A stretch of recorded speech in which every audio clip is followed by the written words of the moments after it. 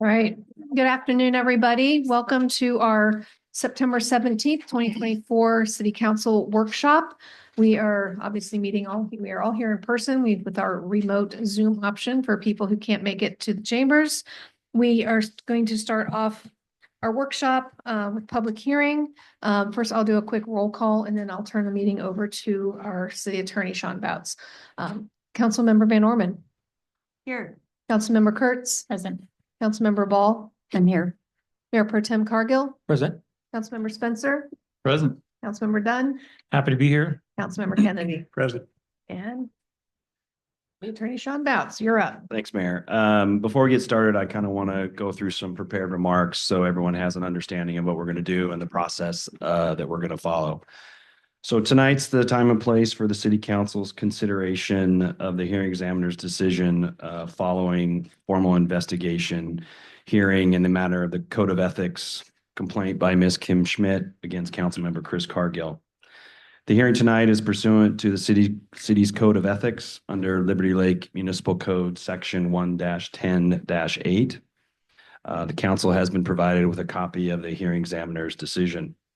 The parties will have the opportunity to make statements if they so desire, and they will each have up to 5 minutes for such statements. As the complainant, Ms. Schmidt will have the opportunity to go first, and then Councilmember Cargill will have his opportunity to address the council as well. Upon the conclusions of the party statements, the council will have the opportunity to deliberate on the hearing examiner's decision. And additionally, if the council has any questions for the hearing examiner, Mr. Brian McGinn, they may ask him directly as Mr. McGinn is participating in the hearing tonight by Zoom. Can we have Mr. McGinn's, is he showing up as far as attending on Zoom? He is now. Okay, Yes. perfect. Once the council has completed its deliberations, the Code of Ethics provides that the council may adopt, reject, amend, or modify the hearing examiner's findings, conclusions, and recommendations, or remand the matter for further investigation and consideration by the hearing examiner. In the event the council decides to reject, amend, modify, or remand the matter back to the hearing examiner, it must set forth its specific reasoning and basis in writing with its findings of fact and conclusions supporting its decision. If the council adopts the hearing examiner's decision, it may do so by accepting the hearing examiner's findings and conclusions. Councilmember Cargill will not participate in any deliberations other than his statement. And additionally, giving the complaint allegations, the mayor will not be participating in deliberations or, if applicable, any voting. Are there any questions? Okay, it's my understanding that Ms. Schmidt would like to make a statement. Can we please have 5 minutes put up on the screen? Ms. Schmidt, if you can please state your full name for the record and you may begin when you're ready. Sure. My name is Kimberly Schmidt, and I did file an ethics complaint against Councilmember Cargill. I would like to begin with some background as to why we are here tonight. You will recall the hot topic at council meetings in the spring of 2023 was Ordinance 119C, also known as the Library Ordinance. An overwhelming majority of constituents opposed the ordinance both in person and via email. The ordinance was passed, then vetoed by Mayor Kaminskis. In early June 2023, council's vote to overturn the veto was unsuccessful. Just a few days later, on June 10th, 2023, Mr. Cargill participated in an emergency Zoom meeting of the Ponderosa Republican Women's Club. Minutes were taken at the emergency meeting, and a member of the club anonymously provided me with a copy of the minutes. During the June 10th emergency meeting, Mr. Cargill was asked to share his concerns regarding Mayor Chris Kaminskis. An excerpt from the original minutes from the June 10th meeting reads as follows, quote, Cargill believes the mayor is acting against the Republican Party and platform and recommended that we consider excluding her from the candidate meeting on June 13th, end quote. The candidate meeting in question was a paid luncheon called the Spring Filing Fling, say that 10 times fast, where local candidates come to speak about their campaigns. As a result of Mr. Cargill's comments, it is later reflected in the minutes that the then acting club president, Jennifer Hicks, was going to call Mayor Kaminskis to uninvite her from the luncheon. The original emergency meeting minutes also state that the mayor, quote, has not been supportive of the city council's ordinance to have oversight over the library board, end quote. According to the original emergency meeting minutes, Mr. Cargill also made false and disparaging claims about two community members, one a constituent running for a seat on this very council, another a resident from a neighboring city. The complaint process took more than a year and was incredibly frustrating. In my opinion, at many points, Mr. Cargill delayed the process even further by not responding to the hearing examiner's emails in a timely manner. The first hearing took place on April 5th of this year. As outlined in the hearing examiner's determination letter, at this hearing, I discovered that I was not in receipt of the written statements made by Mr. Cargill or his witness, Jan Grayheck. Also, we were not sworn in. These oversights led to me requesting another hearing and the addition of another witness, Ms. Jennifer Hicks. The second hearing took place on May 31st, 2024. The original meeting minutes from the June 10th Emergency Women's Club meeting stated that Mr. Cargill commented the mayor has, quote, tripled the city's budget since she took office 2.5 years ago, end quote. This statement is false and is the basis of my complaint. During the April 5th hearing, I learned that Mr. Cargill's defense is that he intended to say spending instead of budget during the June 10th emergency meeting. During the hearings, when questioned about what Mr. Cargill said, both Ms. Grayheck and Ms. Hicks made comments to the effect that they couldn't remember what Mr. Cargill said because the emergency meeting was a long time ago. Even after claiming time as a reason for their lack of memory, both witnesses were quick to back Mr. Cargill's claim that he intended to say spending instead of budget. At the request of Mr. Cargill, Ms. Grayheck amended the June 10th emergency meeting minutes to state, quote, under the leadership of Chris Kaminskis, the Liberty Lake City spending has significantly increased since she took office 2.5 years ago, end quote. The terms budget, spending tripled, and significantly increased hold very different meanings. I find it unlikely that those terms could have been mindlessly interchanged while contemporaneously taking notes during a meeting, as Ms. Grayheck claimed when she was questioned. While I felt it was important to determine whether Mr. Cargill used the term budget or the term spending, I felt it was equally as important to acknowledge that the mayor does not unilaterally determine the city's budget. As you are all aware, setting the budget is a long process that involves the mayor, city staff, council, city residents, etc., ending with a council vote. Throughout the budget year, council also votes to approve spending decisions and amendments to the approved budget. While Mr. Cargill was not seated on the council for the 2022 budget process, he was on the planning commission and would have knowledge of the many projects slated for 2022 and beyond. Some of those projects include the Trailhead Project, Kramer Parkway, improved network security, updating security cameras in city facilities, and various public safety projects, including stoplights and crosswalk beacons. The most costly of those slated projects had been planned for years, long before the mayor took office in early 2021. Now here we are, discussing whether or not council wants to take action against one of its members. 15 seconds. Quite frankly, I don't think any of us want to be here. There's plenty of other business to discuss that is far more pleasant, but I would argue that the integrity of this council is of great importance. I live here. Liberty Lake is my home, and I intend it to be for many years, and I refuse to stand by and watch someone use their positions for personal and political gain. Thank you. All right, so we are at 5:25, so Mayor Pro Tem, when it's your turn, we'll set it for 5:25. Councilman Cargill, would you like to make a statement? Evan, can we set it for 5:25? So we've got equal time. No, I got It it. doesn't matter. I'm I not got gonna it. take 5:25. I didn't even know I was allowed to make a statement tonight, so I'll just say simply this. I think the hearing examiner report speaks for itself. Anyone who's read the hearing examiner report notices what the determination that he made. Some of the things that Ms. Schmidt just said were not accurate with the report that was put out. And I think this is a really sad point that we are here in a situation where we're setting a very dangerous precedent on the use of the city's ethics process for political purposes. And make no mistake, now that it's been done once, it's going to happen again. and it's going to happen again, and it's going to happen again. And I only wish there were a way to hold people who file frivolous complaints accountable.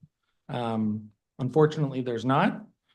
We have spent, according to my calculations, now $12,927.17, according to the receipts that we've been approving in our council meetings, investigating this issue, which I think is something that should have been dispensed with a long time ago. And I would hope that all the council members tonight have read the hearing examiner's report. And I'll just let that speak for itself.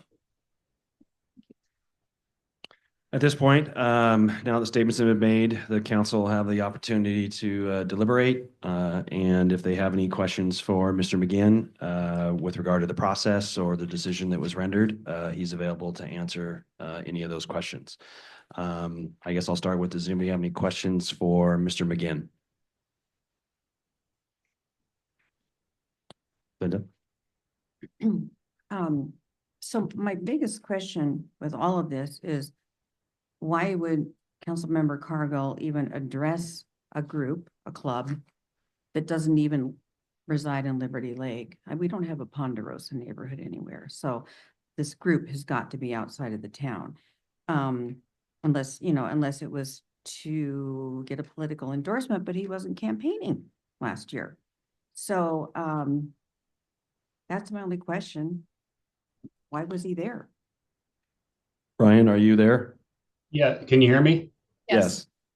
Yeah, the question of why he was there is not a subject of the investigation. The question was whether he made a statement that was false about a public record and whether that violated the code of ethics. The meeting was from June of 2023, if that puts it in context in terms of the timing.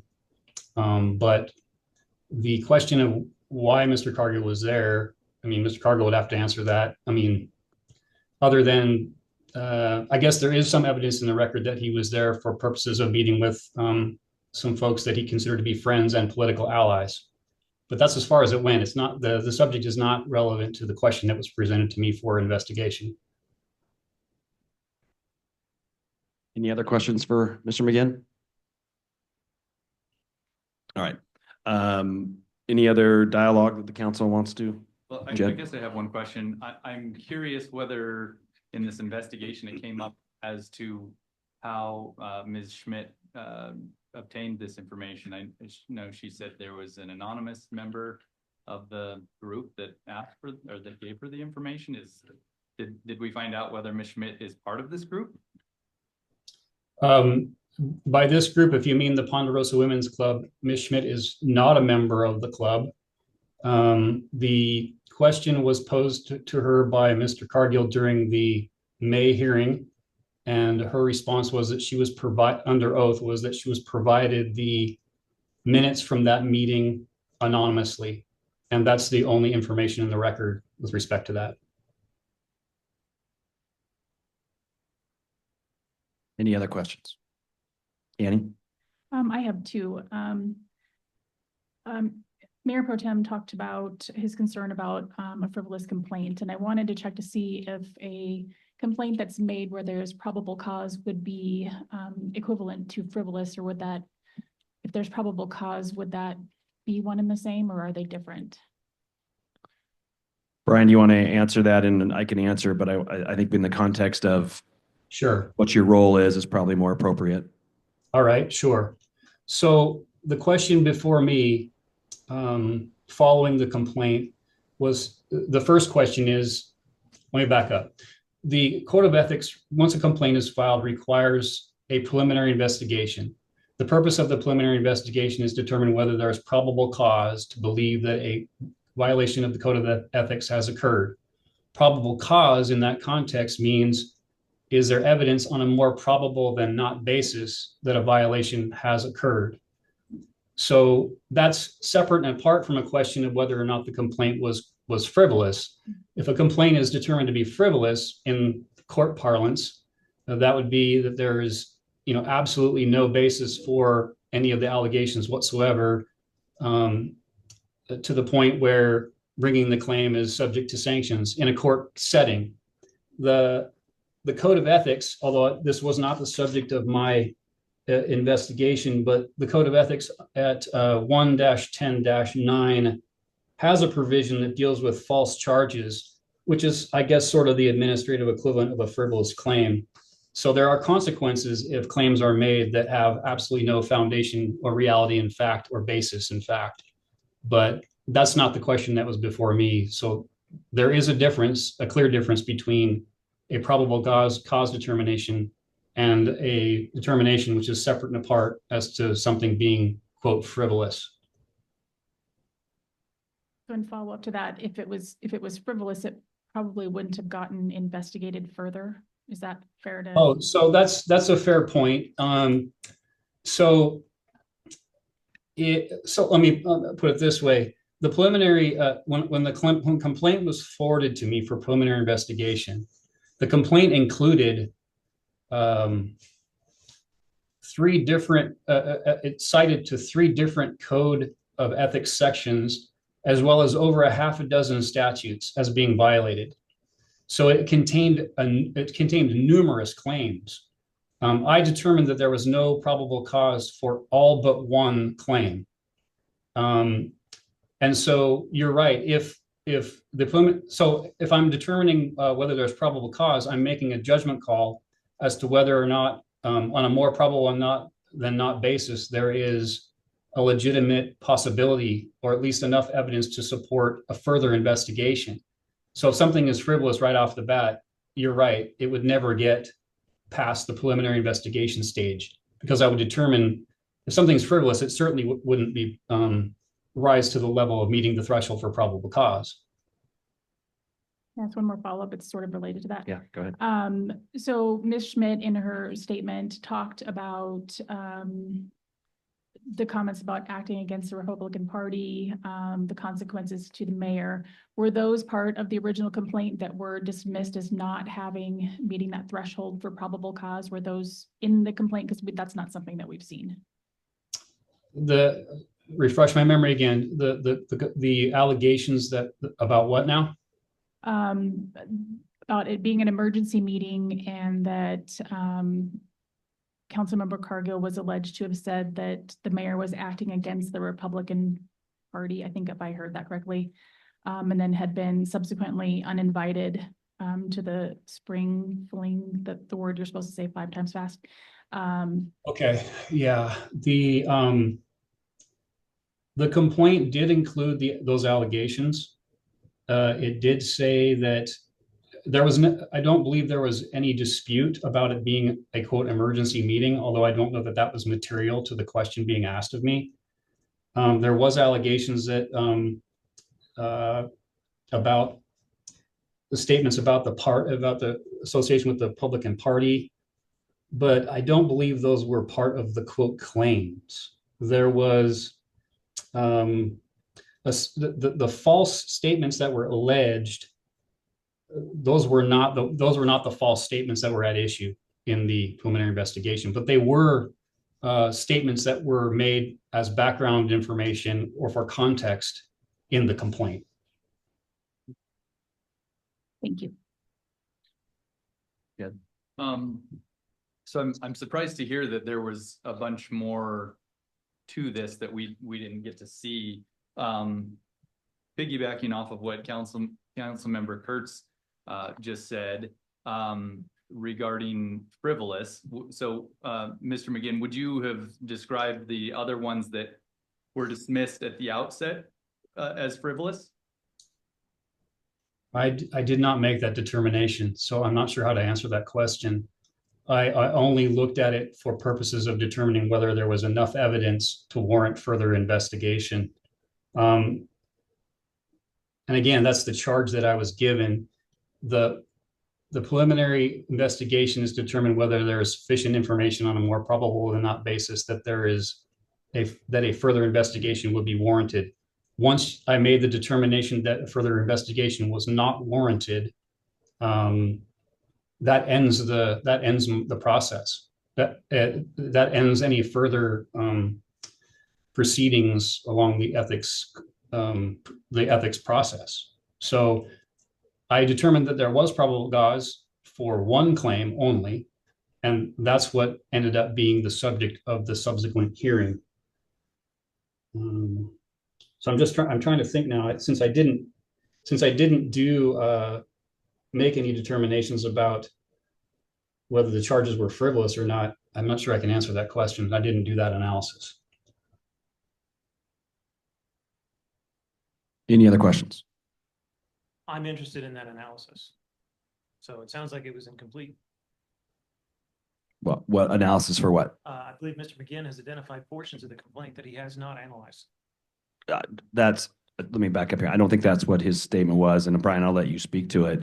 It was the way the code of ethics is established is once a complaint is received, there's an initial determination of whether there's probable cause or not to pursue it further.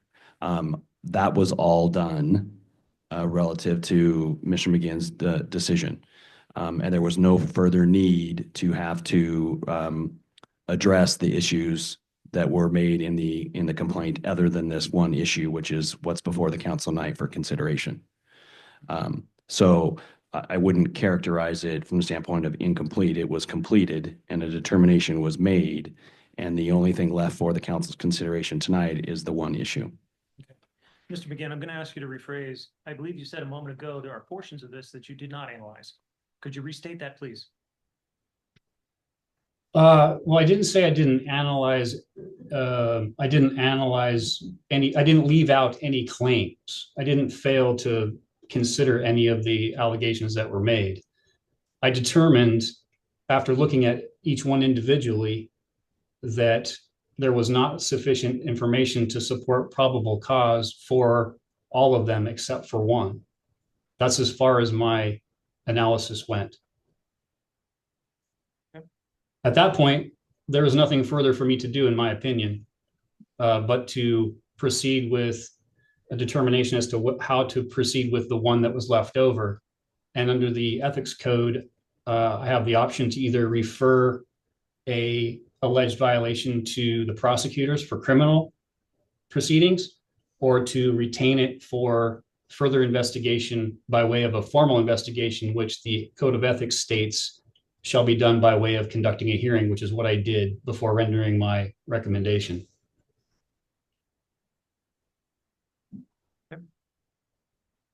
Anyone else?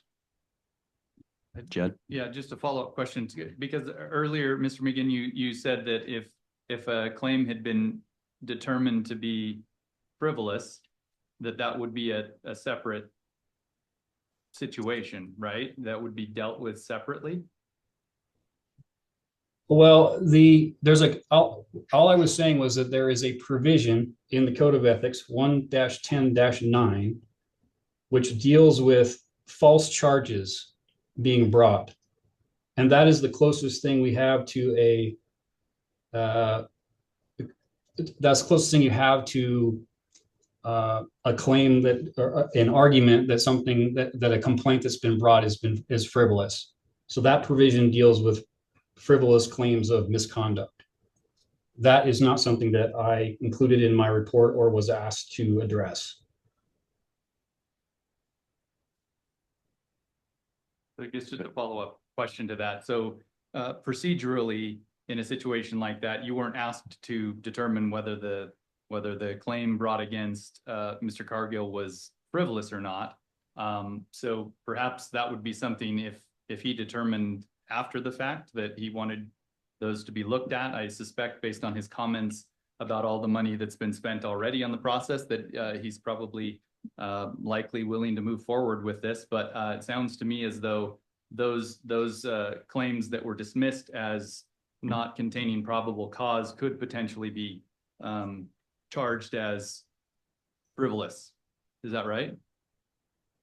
Well, like I said, the section 1-10-9 addresses false charges of misconduct.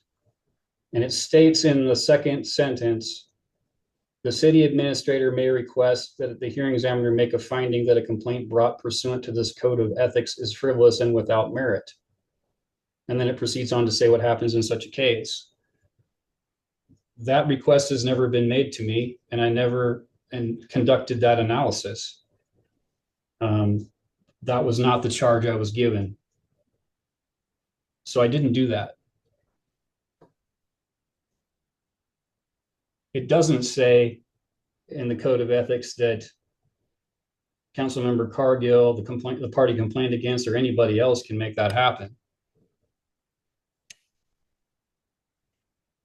Any other questions? Okay. So at this point, does the council wish to have any further discussions? Not seeing any? Okay. Sean, I just wanted to make a comment. Yeah. Okay, if nothing else, it would seem to me that, Councilmember Cargill did disparage the mayor in front of others. And I think if nothing else, it would be appropriate for him to issue an apology to her for that. Well, Appreciate the comment. From standpoint of that opinion, that's outside the realm of what we're discussing this evening. So it's not relative to the decision the council's making on this issue. I will leave that for another day and leave that up to the parties. From that perspective, I want to read the decision of the hearing examiner so everyone knows what the decision was. The conclusions of law that were rendered were Councilmember Cargill did not violate the code of ethics because he did not make a false statement or representation regarding the city budget.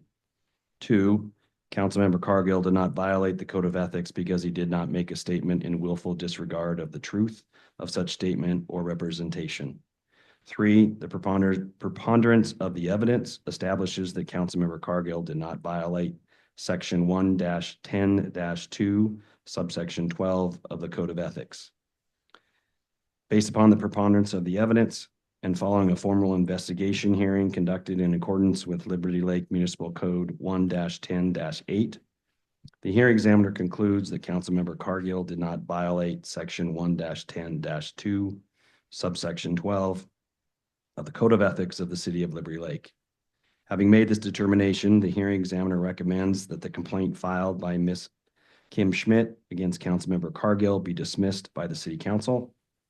The hearing examiner further recommends that the City Council take no further action with regard to this matter. With that being the decision of the hearing examiner, again, the options for the council are to adopt the decision, reject the decision, amend or modify the decision, or remand it back to the hearing examiner for further investigation.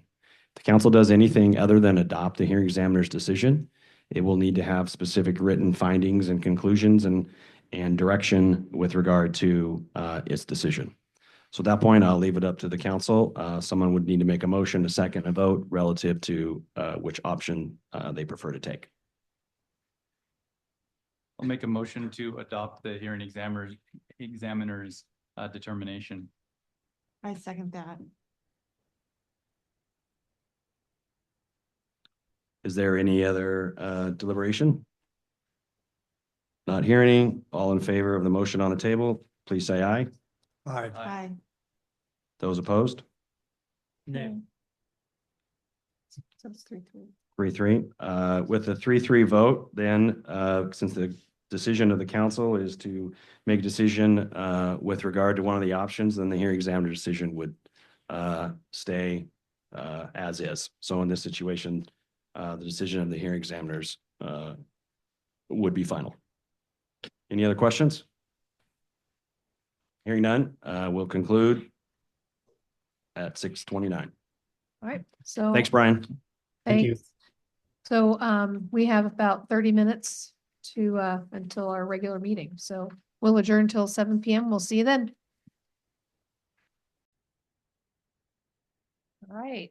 Good evening, everyone. Welcome to our Tuesday, September 17th, 2024 City Council meeting. This is our regular session. Thanks for being here and thanks for joining us on Zoom for those of you who couldn't make it in person.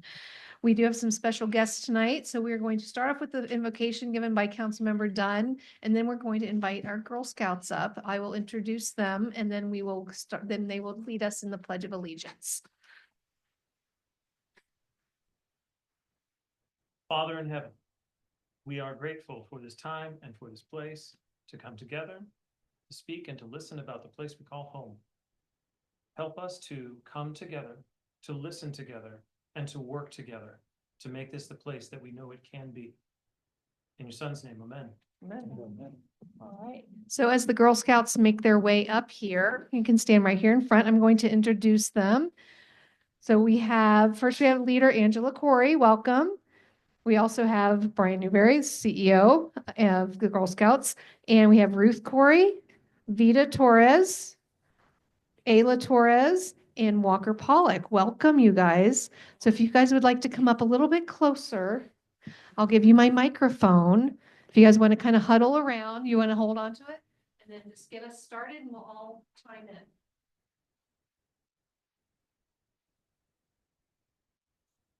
I pledge allegiance to the flag of the United States of America and to the republic for which it stands, one nation, under God, indivisible, with liberty and justice for all. Break a little protocol here and let Colonel Newberry say a quick word. Thank you. Thank you, Mayor. Thank you for coming. The Day of the Girl is October 11th, 2012, and it was passed by the United Nations to celebrate these great girls. So we go out to about 15 different councils across Eastern Washington, Northern Idaho, and just celebrate these girls' voices. Liberty Lake, you are number one. You are number one on our list. We're obviously a little bit before October 11, but it gives me great solace to come here. I really appreciate your hometown heroes you have when I came into the city this year, and you have Captain Pickney here in one of your parks, who was an airman that I lost back in 2013 when I was out at Fairchild Air Force Base. So thank you, Liberty Lake. Let me just close by just saying, celebrate your Girl Scouts. There are tough economic conditions out there right now and a lot of other things going on. And last Wednesday, we hit 7,000 members between adults and girls. That's the most since 2013. So thank you very much for being part of that. And last September 11th, we had ceremonies both here at the Illuminating Courage Memorial as well as down in Tri-Cities, remembering the fallen. And that day, because of your donations, we were able to give out 65 cases of cookies to our first responders. So we honor all of our first responders for all that they do. As I walk away here tonight, I know I'm being recorded right now, so that makes me really, really nervous out there in land. I'm going to give you a secret. So all those out there in live land, don't go post this on Facebook. But tomorrow I'm going to go to my board of directors and try to get permission on our budget to keep cookies at $5 a box. That is actually pretty much of a miracle because we haven't raised prices since 2016. But the reason why we're doing it is because we're growing every year, and these great Girl Scouts and our great communities deserve the cookies for the lowest cost as we can get. So don't post that anywhere until Thursday. But your Girl Scouts are doing what only 1 in 4 councils in America can do, and that's keeping prices flat. God bless America, and God bless Liberty Lake. Thank you. Well, I want to say what a great deal at $5 Girl Scout cookies are, because I paid five boxes of Girl Scout cookies for a bag of popcorn the other day. Sun catcher that says on my honor. Oh. There's no other council in our great council that gives honor to our region. We will find a great place for that here. Thank you, girls, for coming. Thanks, Brian. And thank you to the leaders. You guys do a great job.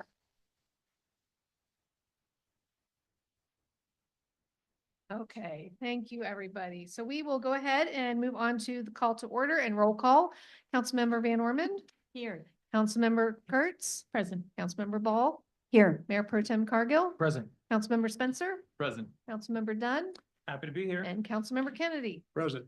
All right, we will move to agenda approval. And I think, did you get the note about did. the one? Okay. So Mayor, I'd like to propose one agenda change and make a motion to remove item 15D, the second read ordinance of ordinance number 3B. And just for the sake of public information, we did a little bit further research on this, and we've already repealed this ordinance with ordinance 250. So, great. Do we have a second for that amendment? Second. We have motion multiple seconds. All in favor of removing item 15D, please say aye. Aye. Any opposed? All right, are there any other requested changes, Councilmember Ball? Yes, I'd like to pull item 10D into general business and 10H. 10H. So the motion is to move 10D and 10H over to the general business action items. Yes? Yes, yes. Okay, do we have a second? Second. We have a second by Councilmember Dunn. All in favor of moving 10D and H to action items, please say aye. Aye. Any opposed? All right, motion passes. We will move those over. Any other changes to the agenda before we move on to approval? Not hearing any? Go ahead. I'll make a motion to approve the agenda as amended. Second. We have a second from Councilmember Dunn. All in favor, please say aye. I, Any opposed? All right, we have an amended agenda. Thanks, everybody. All right, we are up to our citizen comment period. I will review, as I do every meeting, the rules of engagement. So each person has up to 3 minutes to speak on any topic. I would encourage you, if you have a comment on an ordinance or resolution, to hold your comments until those periods of time, because we do allow citizen comments for those ordinances. 3 minutes, any other topic. We ask that you remain respectful of everybody. This is not a question and answer period. There won't be back and forth with the council. If there is something that we need to follow up with you on, we will make sure we have your contact information and the staff will follow up.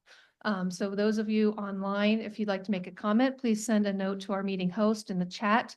And if you're in chambers, I already have a couple here. If you'd like to make a citizen comment, please fill one of these out and get it to Kelsey, our lovely lady here at the end of the table, who will get them over to me. And there's also another chance, aside from resolutions and ordinance time periods, and we have a public hearing on the budget. So tons of time, opportunities to speak on your different subjects. There is another general citizen comment period time at the end of the meeting. So we will go ahead and start off with Marie Dick. Welcome to the podium. So I assume I assume you want to, you'll hold your one until the ordinance, and then if you would like, you to have it on here, you'll also like to talk on general business L, that now would be the time. Yeah, we don't, on the other items, we don't take them comments each time everything comes up. So now would be your time to okay. speak on that. Well, thank you. Yeah, L is on the spending 55,000 on the net at the tee box, number one tee box on the golf course. I talked to, I forget the name of the pro. My wife just started golfing this year and we've been golfing it a lot. And when they were building the trailhead, the tee box was down below.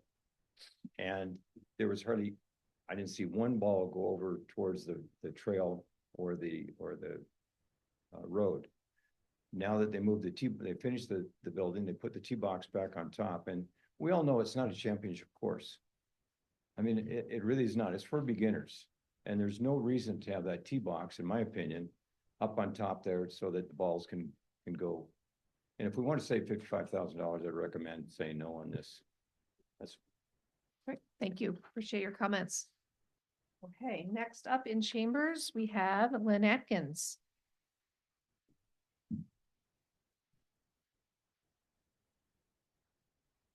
Thank you. Lynn Atkins, resident of Rocky Hill Park. I'm speaking this evening regarding the allocation of sufficient funds for the library update. In the community's survey that the city did, we asked the community about the city core values, and the number one rated item was quality of life. The number 3 item was family-centered activities, and not far behind in 5, the item was community investment. In the vision statement portion of the survey, the number 1 item was creating a safe, friendly environment which promotes recreational activities and civic pride. So why am I telling you what you already know? Okay. Our library already supports these city core values and vision, but they can do so much more if we allocate resources that are in keeping with our current and our future growth. The Pew Research Center found that Americans strongly value the role of public libraries in their communities, both for providing access to material and resources, for promoting literacy, and improving the quality of overall life. In the city's survey, you also asked our citizens what they feel most unsatisfied about. And the number 1 item on the list was a lack of amenities. And the recurring themes were community center, senior center, and recreational activities. And if we look at the public's response to our library's programs, we can see that in the absence of a community center and a senior center, our library is filling a recognized void. With the appropriate funding for the renovation, they can and will do so much more. They are currently limited by their physical space, physical resources, and the availability of technology. Now, I know for a city our size, the costs can appear daunting, but let's talk about what kind of return on investment we could see. A study by economists from Montana State, the Federal Reserve Bank of Chicago, and Miami University found that significant capital investment sharply increases library visits by 21%. Children's checkouts increase by up to 21%, and children attendance at events goes up 18%. And these increases persist for at least 10 years. In another study, they found that every dollar invested in a library yields between $2 and $10 in direct and indirect benefits. And in addition, the Aspen Institute asserts that the library's physical presence provides an anchor for economic development and strengthens social bonds and community identity. So in closing, I would please ask you to consider the words of Andrew Carnegie, who said, "A library outranks any other thing a community can do to benefit its people." Thank you. Thank you very much. All right, again, I'll put the offer out if there's anybody else in chambers. Do we have anybody online?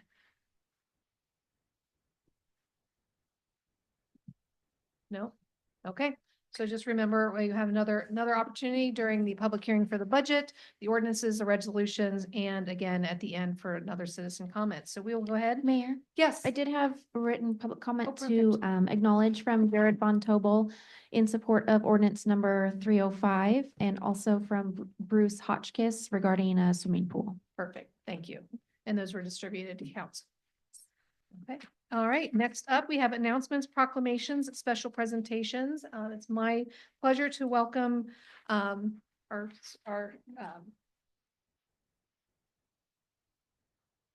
what was her name? Serena? Sierra, welcome our special guest, and we have a proclamation to read and to give to her for National Service Dog Month. Thank Do you. you want to say anything before we get started? I will just a little bit, and good evening, everyone, and thank you, Mayor Chris and Council Kelsey for including us on the agenda. This is Service Dog Month, September, and Serena's gonna go around telling. It's okay. My name is Jolynn, and this is my husband, Sean Mimnott, and we're part of Canine Companions, which is a service dog training group, and we are an Inland Northwest chapter. We go as far south as Lewiston, Idaho, as far north as Sandpoint or the border, here in Spokane, and as far east as Missoula. We have many in our group. We do money-making projects, and we all train dogs for those with disabilities. Serena was part of the Canine Companion training group, and she didn't make it as a wheelchair dog or diabetes or someone that's deaf, but she did make it as a therapy dog, so we're very proud of that. And we live here in Spokane, and just thank you for including us on your agenda. Great, thanks for being here. So we'll go ahead and read the proclamation. Whereas the city of Liberty Lake believes in the joyful transformative power of the human canine bond and inclusivity of all citizens. And whereas in the United States, 64 million American adults and children have a disability and only 16,000 service dogs from accredited training programs exist nationwide and the need is growing. And whereas Canine Companions is a nonprofit organization that enhances the lives of people with disabilities by providing expertly trained service dogs and ongoing support to ensure quality partnerships. And whereas Canine Companions and their service dogs empower people with disabilities to lead life with greater independence by providing best-in-class training, ongoing follow-up services, and a deeply committed community of support.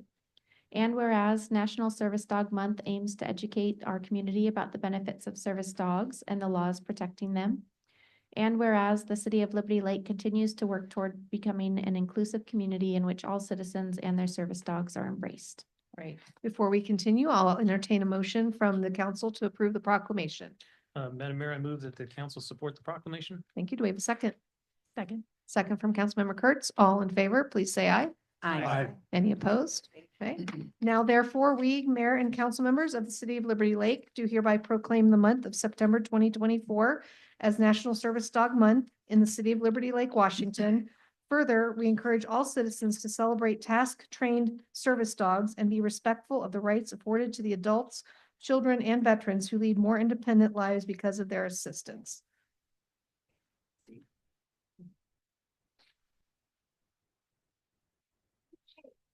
Right. Thank you so much.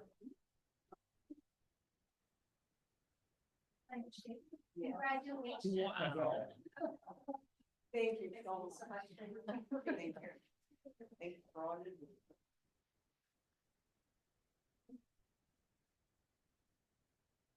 Hopefully all of our actions are that happy tonight.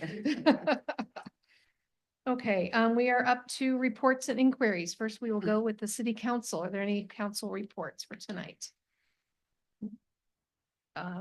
Mayor Pro Tem and then Councilmember Van Orman. Just real quick, we've talked about this issue in the past, and I just want to make sure that the community is aware. The Liberty Lake Spokane Valley Little League organization has been looking for fields to play baseball on for quite some time. They've been running out of space. They've been able to secure the fields behind the old Mountain View Middle School in the East Farms area. But now what they're looking for is a donated riding lawnmower or ATV. So if anybody is listening that has a ATV or a riding lawnmower that you're looking to get rid of and donate to a good cause, I'm sure that they would love to have it. They're working on a tight budget. They serve a lot of kids, and I think it'd be great if we could find and help somebody connect the two. So please, if you know of anyone, connect them with the Liberty Lake Spokane Valley Little League team. Great, thanks. I remember my son used to play there. Great fields. Absolutely.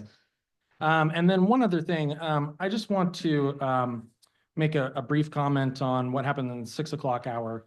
I find the vote on whether to adopt the hearing examiner's decision to be deeply troubling. I think it represents a lack of faith in the system that our city created, the hearing examiner process, the judicial process that we created, the system that we were all sworn to uphold.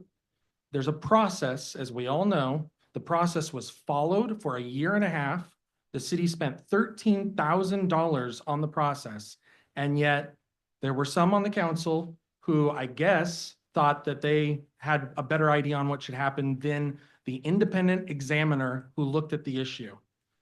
So I look forward to hearing proposals on how to reform the hearing examiner process, since it appears that there was not faith in how that process played out earlier tonight. Thank you. Thank you. Councilmember Van Orman. Well, I wanted to invite everybody to the Valley Fest Parade coming up on Friday night. Starts at 7:30. Unfortunately, the bed races will not be at 6:15. We only had one participant, but I want to give a shout out to Precision Academy, Precision Driving Academy. They're new to Liberty Lake, and they were willing to go ahead and don their apparel and go. Great. So we will be in the parade, but just not as the bed race. The other is I had Kelsey go ahead and send you what was sent regarding the pool. I'm hoping you all had a chance to read it, and if not, preview it. Unfortunately, Liberty Lake Athletic Club, which had a private pool here in Liberty Lake, is no longer going to be offering that up. It's going to be closed down as of October 1st. So now it's in our hands. We need to decide if we want a pool or not, and I vote. So, thank you. Great, thank you. I think Councilmember Kurtz and then Councilmember Dunn. The last meeting of the Central Valley School District Balanced Calendar meeting was last Thursday. It was not the calendar meeting, it was the group that was looking at a balanced calendar. And they're making their final recommendations to the school board at their next school board meeting. So what they're looking at proposing for the 2025-2026 school year is adding a couple of days to it, making 3-day weekends. So there's a little bit more time there. School would start in August. So it would be before September. And there would be a mid-year break in February, like a week-long break around the President's Day holiday. So there would be some extra 3-day weekends, which is what teachers, educators were saying would be helpful for students and for staff to keep the momentum going, and for students as well. So if you're interested in that, the school board meeting, the next school board meeting in October, I believe, is when they're going to be talking about that and deciding whether they're going to adopt it or not for that year. Great, thank you. Councilmember Dunn. I just want to make a thanks and a shout out to Epic Community Volunteer John Bujosa for his organizing this last weekend's Cops and Cruisers event. As a participant, I just say it was really well attended and a great moment for the community. So I think there was some significant fundraising done too for Special Olympics. Yep. So thanks to John. I got the email today. It looked like just shy of $3,800 they're going to be able to donate. So great event. All right, any other council reports before we move on to mine? Okay, I will try to run through this pretty quick. So just things that I've been able to attend since our last meeting. We obviously had our library open house, which seemed very well attended. We had a presentation earlier this year from the Liberty Lake Better Together Foundation. Like I mentioned, they hit their first funding goal, so they hit their first $25,000. So they're going to be able to start taking grant applications. Their first project is a combination fundraiser to help our local schools and PTSAs, and an opportunity for the city to have a Christmas tree, most likely, if we can work it out, in the trailhead parking lot just above our electronic changeable sign. We used to have a great Christmas tree out here in the parking lot, and the tree got cut down at some point. Obviously, we have Winter Glow, which is amazing, but I know people have been asking for something else on this end. So we'll be continuing to work with the foundation and the representatives from the school. So more to come on that. That's 16 feet tall, I believe. I saw a picture of it. And we're also looking, having some discussions with them about when we get to the point where we can start having more conversations with our corporate and individual sponsors, of them being the catalyst for directed donations toward the library project. With the support of Inovia behind them, they have the ability to handle some of the larger dollars that we're hopefully going to be able to get in here. We had an SRTC board meeting. Councilmember Dunn and I attended a very moving event on Friday for the memorial for the USS Frank Evans survivors, the tragic accident that happened during the Vietnam War. If you're interested, Google the story. It's just amazing. Dan's uncle was a survivor, and we have a couple here in Liberty Lake. Her husband was a survivor, passed several years ago, and through these reunions, she met her current husband, who was actually a survivor of the Australian, who was on the Australian ship that helped save some of the U.S. sailors. So it was a really, really great story there. Like Dan said, Cars and Cruisers was an amazing event. Let me see. We had, Mark and I had a great meeting with Rose Noble from Visit Spokane. Just a couple of stats from August of 2024 for Visit Spokane.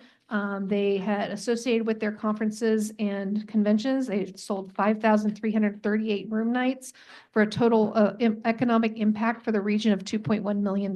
So Visit Spokane is doing great stuff, and we're going to continue to see more from them with regards to Liberty Lake coming up.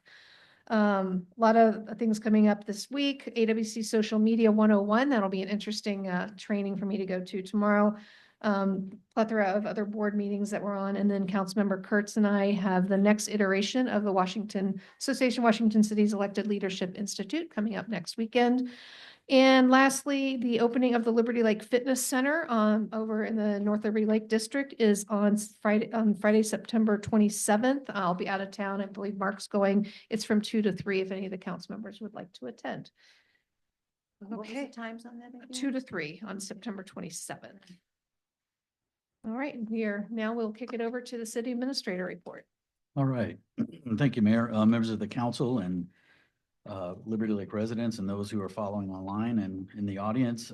Just a few quick reminders before we get into the updates that we have for you.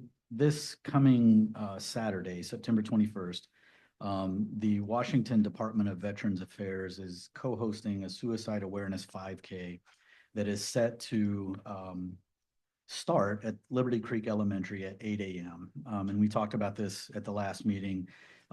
Another reminder, if you're interested in supporting that cause, September 21st, 8 a.m., Liberty Creek Elementary. Exciting opportunity to help the hub end the Play Unplugged 2024 event, this campaign that's been going on all summer. We participated, the library participated, all kinds of other organizations throughout the city participated. And this was essentially an opportunity for young people to go to these different spots, kind of like a scavenger hunt. And each spot to get a badge, the young person would have to do some kind of activity. And that was dependent upon the organization that sponsored that particular tag. And our tag was based upon the theme of patriotism. And I earlier handed out a card, coincidentally, this wasn't planned necessarily, but Kismet worked out that way. Just to remind you that when we set our values, when we adopted our strategic plan late last year, patriotism was one of those values. And so the hub is sponsoring an event on the 27th of September from 4 p.m. to 7 p.m., which is a family event. Anybody can come out and see what's going on at the hub, but it's also an opportunity, the last opportunity of the campaign for folks to get their Play Unplugged badge. And so several of the sponsors of the badges will be there with a table, including us. So if you have a kid that needs our badge or anyone else's badge, September 27th, 4 to 7 at the hub, Play Unplugged 2024 is wrapping up. Liberty Lake Farmers Market, we have 4 more Saturdays. It is scheduled to end on October the 12th. And so this is our last meeting of the summer. Starting next meeting, we'll be into fall, and then the farmers market will be wrapping up for 2024. Before we move on to the other briefings, any questions about those events? All right, and seeing as this is our second meeting of the month, we've distributed the department reports for you to view. And if you have any questions, our department heads are available to answer anything that you might want to ask at this point. Go ahead, Councilmember, Member Tim. Mark, and maybe this is a question for Kyle as well. Because the utility tax didn't go away until September 1st, we've got a pretty good chunk of cash sitting in that bucket. What's going to happen to that? Is that going to be something we propose? Maybe the mayor can talk about this as well, to move around. Are we going to just let that sit there? What's going to happen with that 750? So by ordinance, that is for street operations. So we can transfer that excess either to our street capital, identify some infrastructure projects or some equipment. On the capital side, maybe a one-time purchase. We also can use it as this transition from operations to public works, for our new Public Works Director, Ben Kerner, to maybe carve out an idea of how we want to use this one. Okay, thank you. Councilmember Bull. So I have a question for Parks. In your report, you show a picture of a concrete pad at Rocky Hill Park. What is that for? So if I may, that is actually just a place where we can store play chips for our playground on a regular basis, so we don't have to bring a whole load in every single time we want to replenish our play chips. They can actually have them stored on site to refill those anytime it's convenient. Oh, so will they be contained in something? Yeah, yes. So it's the concrete pad, and then they're going to put eco blocks on 3 sides to contain the play chips. Oh, gotcha. And they'll have the dump truck come in and dump the play chips and store them on site. And then our crew can go in and dip out of that pile anytime they want and keep that level filled to risk management's requirements. Great. Thanks, Jen. Yeah. Any other questions on department reports? Councilmember Spencer. Yeah, I just had a question whether these department reports are posted up on our website when they come out. They are not. They're I'm not. just curious as to whether that could be something that we maybe talk about doing, make that available to the public, or if there's anything on here that Potentially, maybe maybe come up with a standard format of some sort and maybe put some highlights, something just so that the public has some additional information about what's going on in each department each month. That was going to be my suggestion. We need to get them into a standard form, but sure, we could look at ways to get that information published in some kind of monthly report. Yeah. Great. Anybody else? All right. Okay, moving on. If you all remember the conversation at last week's town hall, there was a specific line of questioning that came about that I found to be really interesting regarding legislative advocacy. And so based on the comments that were made there and some of the back and forth that occurred, I reached out to the Valley Chamber and talked about potentially leveraging their resources to put together some kind of, at this point, call it a workshop, call it, just a gathering where we can provide some additional information and training to people who may have an interest in becoming more actively involved in the state legislative process. And so there's not a lot of detail right now. I've had a preliminary conversation, and so we're looking to put a framework together and a timeline together so that we can make an offering and possibly get people who are interested in asking questions in that arena and getting more involved and active in that arena to give them some tools to be able to do that. So more information will be coming between now and the end of the year on that, but we would look to have that sometime probably late this year, very early next year, since the session starts in the first week or so of January. So that was, if that alone came out of that session, I consider that a win. That is a real thing. So we're excited about that. And we should plan on doing that, recording that session and having it available for those people who want to access it later. Yes. Okay. Great, thanks. And Mark. if there are no questions, that concludes my report. All right, thank you. All right, we will move on to the Library Board of Trustees. Welcome, Kim.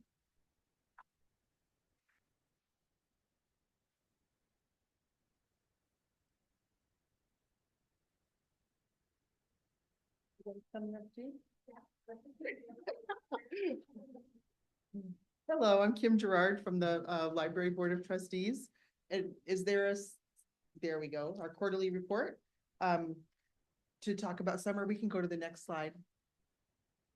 On behalf of the trustees, I just want to start by saying thank you to Jandy and her staff for all the excellent work they do serving our library and our community.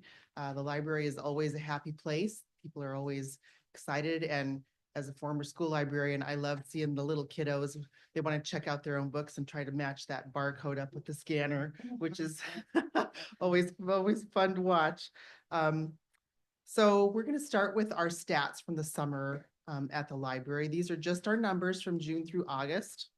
You can see for checkouts, for our Libby app, and for our visitors, our numbers are all up from 2023. Our room reservations are up, and we are excited to see those that our circulation numbers, our numbers are growing with our community. So that's a great growth for the library. Next slide. Summer reading program is always a huge event for the library.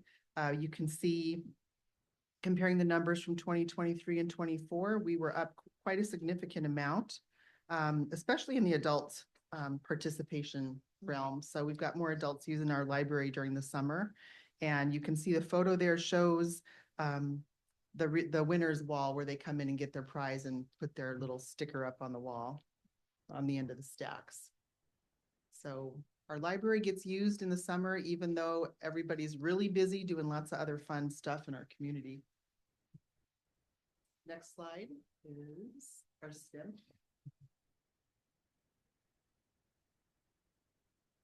Hi, I'm Michaela. I'm our Teen and Adult Services Librarian.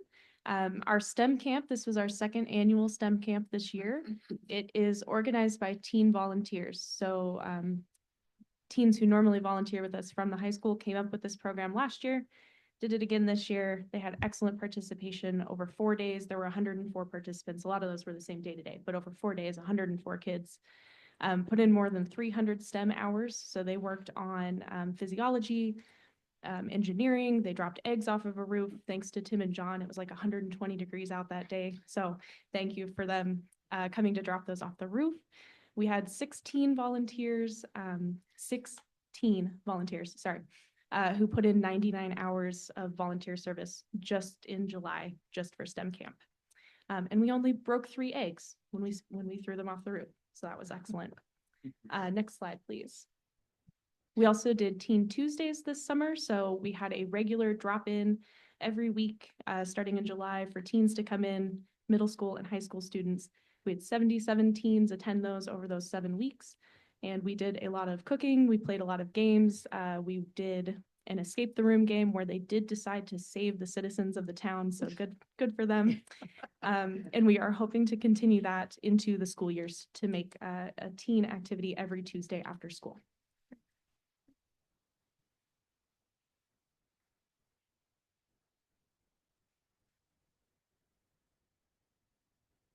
So along with our families in Liberty Lake, our friends of the library have been very busy this summer. In June, along with the Kiwanis Yard Sale, they held our annual book sale, and they were able to earn over $3,000 for the library, which is excellent. We love doing that each year. They also held their soiree in July over at the Liberty Lake Winery, and they raised $6,500. Our friends are amazing. They raise money each year for the library that goes to our kids and adult programming. A lot of our extra special events are funded by them. I loved attending the soiree this year. I know some of you were able to attend. Working in the library, it's interesting when we have these outdoor events like the soiree, because it's one of those things where you see a variety of ages. I see people who, come to the library, and I see tons of people who don't attend the library. And it's great that we have this community event where people are supporting the library and, coming to our community and learning more about what we offer. So it's amazing. I love the soiree. Next slide, Evan. I also wanted to talk about Touch a Truck. As you guys probably know, I'm very passionate about our Touch a Truck event. We didn't hold it last year because I was out on maternity leave, so we did host it again this summer. It's on a Friday morning from 10 a.m. to 1 p.m. We had over 2,000 people attend the event, which I think is incredible for a Friday morning. It's not, a Saturday or a weekend event. We had lots of local businesses who attended. Of course, we had the fire, mail, the police department. We had a lot of other businesses from the Valley and Liberty Lake that came out. The best part of the event, I don't know if any of you heard, we had a helicopter come to the event.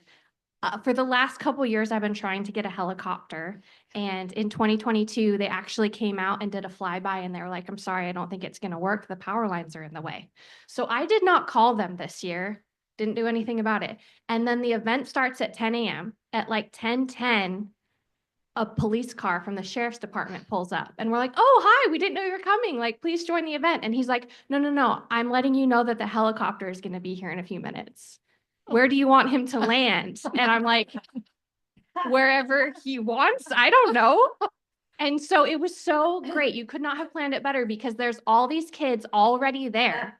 And then you see this helicopter fly by. And then it just keeps circling and circling. And the kids are like, running towards it.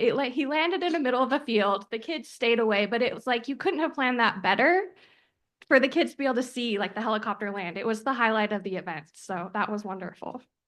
So I just wanted to share that with you guys. Next slide, Evan. The last thing I wanted to mention is the story walk. We've had a story walk at Rocky Hill Park for several years now. I want to say it was 2019 when we had it installed. This last October, we had another one installed at the Orchard Park. This is a group effort between the Parks and Art Commission and Spokane Valley Tech. They actually have the engineering students design and build the story walk holders. I'm sure there's a better word for it. So this was their second iteration of them. And so it was a great project because they were able to look at what they had done a couple years before and figure out how they could improve and what tweaks they needed. So it's great for the, engineering process. So that was installed in Orchard Park this past October. I don't know if I hadn't remembered if I had mentioned it to you guys. The library, every 2 months, we change out the books. So we have 6 different books in the park throughout the year. I pick the books. Some of them are seasonals, some are just for fun. Right now we have the llama. A llama is not an alpaca, and how the world's tallest trees grow. It's really fun to pick books for the story walk. I like to pick some that are like interactive, some that are seasonal. I loved these ones because it gets the kids thinking on differences between animals. And it was really interesting reading about how the tallest trees grow. And as you can see on that sheet, it has different comparisons of how tall the trees are in comparison to other like landmarks. So it's just really fun. So I just wanted to share that with you guys. If you haven't, stop by and read the books for this month.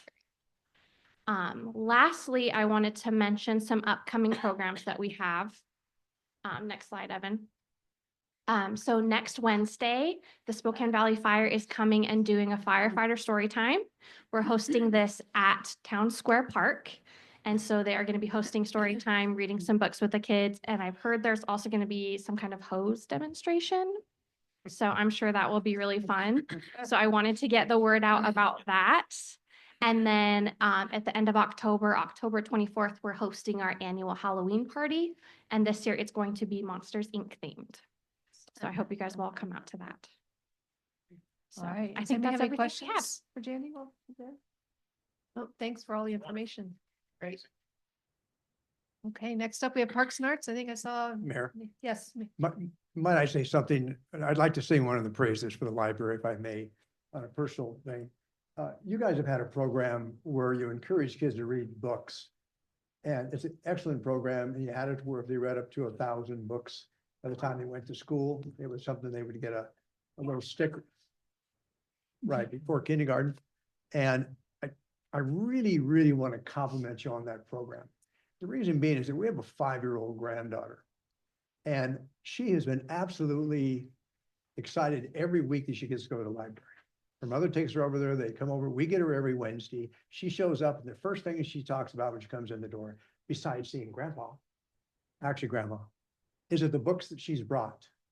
And she tells us about the goal of how many books she wants to read before kindergarten starts. Well, a week before school, she was able to surpass 1,000 books. And the incredible thing about that is this. She's 5 years of age. She has learned how to read and understand at 5 that I probably didn't grasp until last week, some people might think. The remarkable thing to me is that not only is that a benefit that she will have through the rest of her life, the real benefit to me is that her mother, her father, her brother, grandpa, grandma, and the neighbors, we all gathered together to work towards what her goal was. And we're able to do that through the cooperation of the library. So that program alone has long-reaching tentacles that not only affect a 5-year-old right now, but a 70-plus man also. Thank you. Thank you. All right, Parks and Arts Commission, welcome, Laura. We are trying to get your slide, just so you know. Oh, perfect. Mayor, council members, good evening. Thank you for allowing me to give this update tonight. Do you want me to just dive in without the slides? You may have to. Okay. Okay, well, so on our first slide, just the commission at our last meeting discussed the consent agenda, recommending unanimously approval of both artist agreements, the pavilion roof replacement, the Rocky Hill tennis court resurfacing, the Pavilion Park tennis court resurfacing, and the basketball court resurfacing. I do understand that the first item has been moved from the consent to the general business. So if it's allowed, I'd be happy to answer any questions on that specific item now. Is that allowed, or is this? Are you willing to hang around till it comes up? I am. I didn't know if I was allowed to join in the discussion at that. Might be. So it may be something real simple, but yeah, we'll just. Okay, I'll hang out until then. Yeah. Next slide, please. So we reviewed our budget for 2025, really through 2027, but focusing on 2025 and 2026. We have 157,500. Please note that 50,000 of that is in carryover from projects that may not be completed this year, as we know what the What we'll pay out this year, we'll make amendments to the budget before the final approval, but that's what's in the budget right now, allowing for those carryovers. And then a 2026 draft budget of 163,500. And this is really reflective of the workshop that was held between the commission and council to be a little more aggressive in what types of projects we're approaching and ask. So we appreciate the support on that, and you'll see it reflected in the budget. Next slide, please. So I will get to the final detailed budget, but just some highlights. We've created, starting in 2025, and it'll be an annual line item, what we're calling community art. Again, this is really based on the feedback that we got from that workshop. So this will be annual, and we would really like to, or the intent behind this is to have rotating themes. So really focusing on what's important to the community, what is impactful to the community, and not necessarily being locked into a single theme. Again, that was feedback that we took from that workshop. For 2025, we heard repeatedly the desire for something goat related, because they are such a fixture in our community. So that is in the 2025 budget. We've also added a public art maintenance line item. So just as the Hooptown Court is utilized, being able to redo the paint was part of the resurfacing. The skate park, gets grinded on and heavy usage. And so some of the paint starts chipping away on that, the graffiti barrels, all those types of things that can be included under public art maintenance line item. And then we've also put more emphasis on programming. And so a couple of the items that we're brainstorming for next year is we do have this beautiful muraled basketball court. How nice would it be to hold some basketball clinics? Maybe see if we can work with some local athletes that have gone through GU or Whitworth or Eastern and coordinate basketball clinics there. And then also we have a community bike safety committee now that's meeting. So we really want to incorporate that into Parks and Arts and look at some programming specific to biking and skating safety. Next slide, please. Some other highlights is as part of the Pavilion Park assessment is getting involved in planning and getting community input on what is desired there to hopefully be able to provide you guys that feedback as an advisory commission of what we're seeing the needs and desires of the community are for Pavilion Park. Other Parks and Arts supported items that you won't necessarily see a detailed budget for is the rebuild of the Pavilion Park ticket booth. So snapped a picture of that. You can, if you zoom in, you can see one. It's in a little, it's wearing out and there's a lot of things that need to be repaired. So we are recommending a rebuild of that booth. And then that also opens up some opportunities from a Parks and Arts Commission to tie it into the mural as part of how you would have seen it historically down by the lake. Still supporting the symphony programming, Winter Glow sponsorship, which as we mentioned last month, looking to recommend an increase to that budget by about 20% just to account for rising costs and improvements to the displays. And then also supporting the 4th of July fireworks and recommending a budget increase to support the 13 to 15-minute display, which is what has been discussed and recommended. Next slide, please. Okay, so then on this slide, you'll see all the details for the budget for 2025. Again, we have some outlines available if you're interested for 26 and 27. But this is really highlighting everything that I just discussed. We have the carryover items of the Pavilion Park Historical Outlook and the Liberty Lake Together Art. Looking at another Liberty Lake Together Art for next year in the Kramer Roundabout. Talked about the ticket booth. If we believe DOT is releasing the final utility box, so that'll be included in the budget to wrap that final box. Looking at an additional story walk display. And then we've reviewed all the other items that are on this list. Again, really want to thank you for supporting the commission, encouraging us to be broader in our thinking of what types of projects and budget to consider. And also really appreciate that you're looking at different ways of funding the commission and just keeping it sustained. So thank you. Thank you. Any questions? Go ahead, Chris.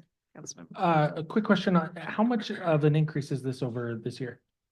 I don't have it memorized, so I'm hoping you can help me. Nancy, were we 70? Oh, good. So So We're in the extent- 70s this year. Great, thank you. So it is a significant increase, yeah. Kyle's nodding his head. So it should be, or must be close. Like, I don't know the number exact, but in that ballpark. Any other questions? All right, thanks for all your hard work, Yep, to you thank and you. everybody. Okay, next up, do we have anybody online from the Liberty Lake Sewer and Water District? Going once. Going twice. All right, well, if we find out we do, then we can always circle back. All right, we are on to workshop discussions. First up is the library design and construction project.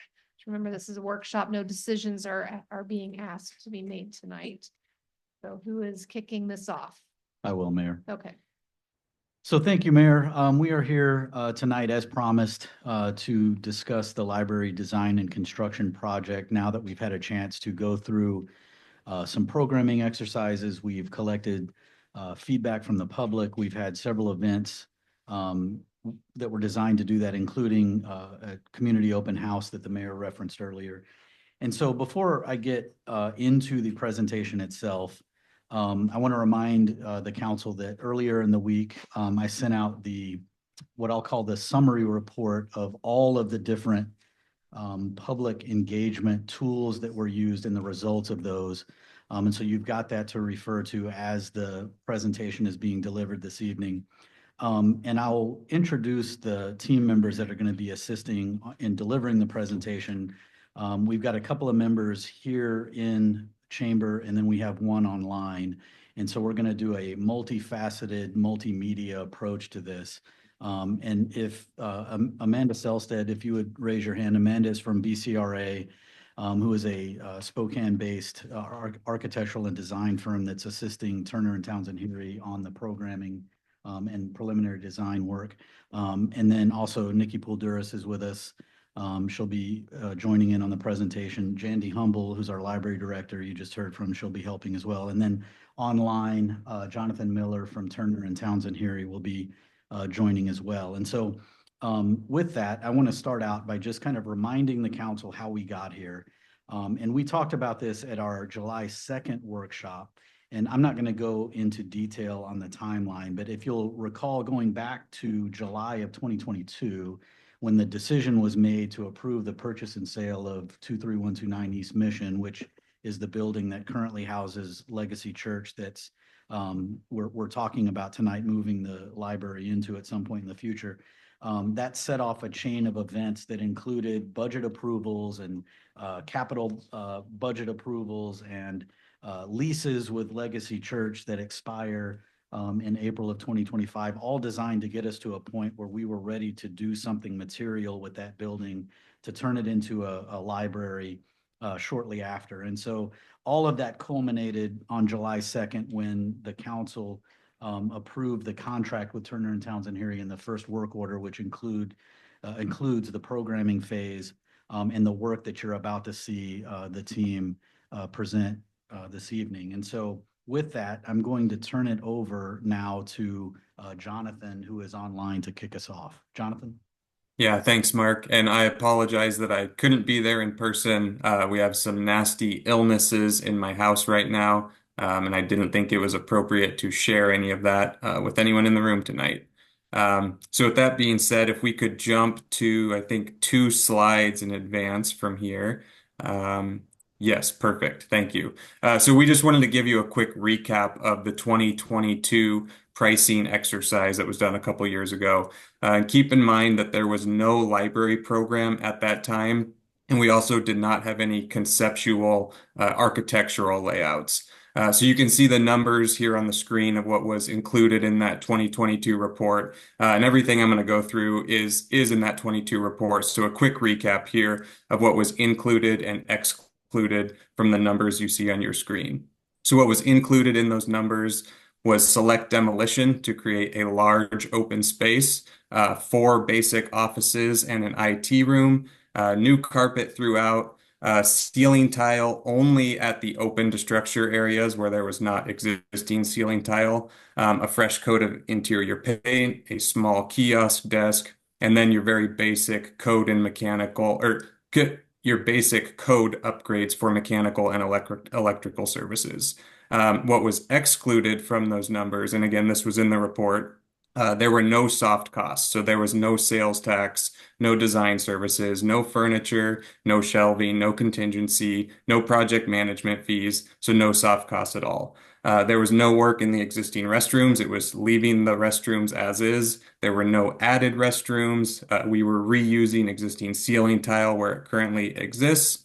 And there was no new data cabling, power outlets, which we got a lot of community feedback on, and no audio visual or access control or security within those numbers.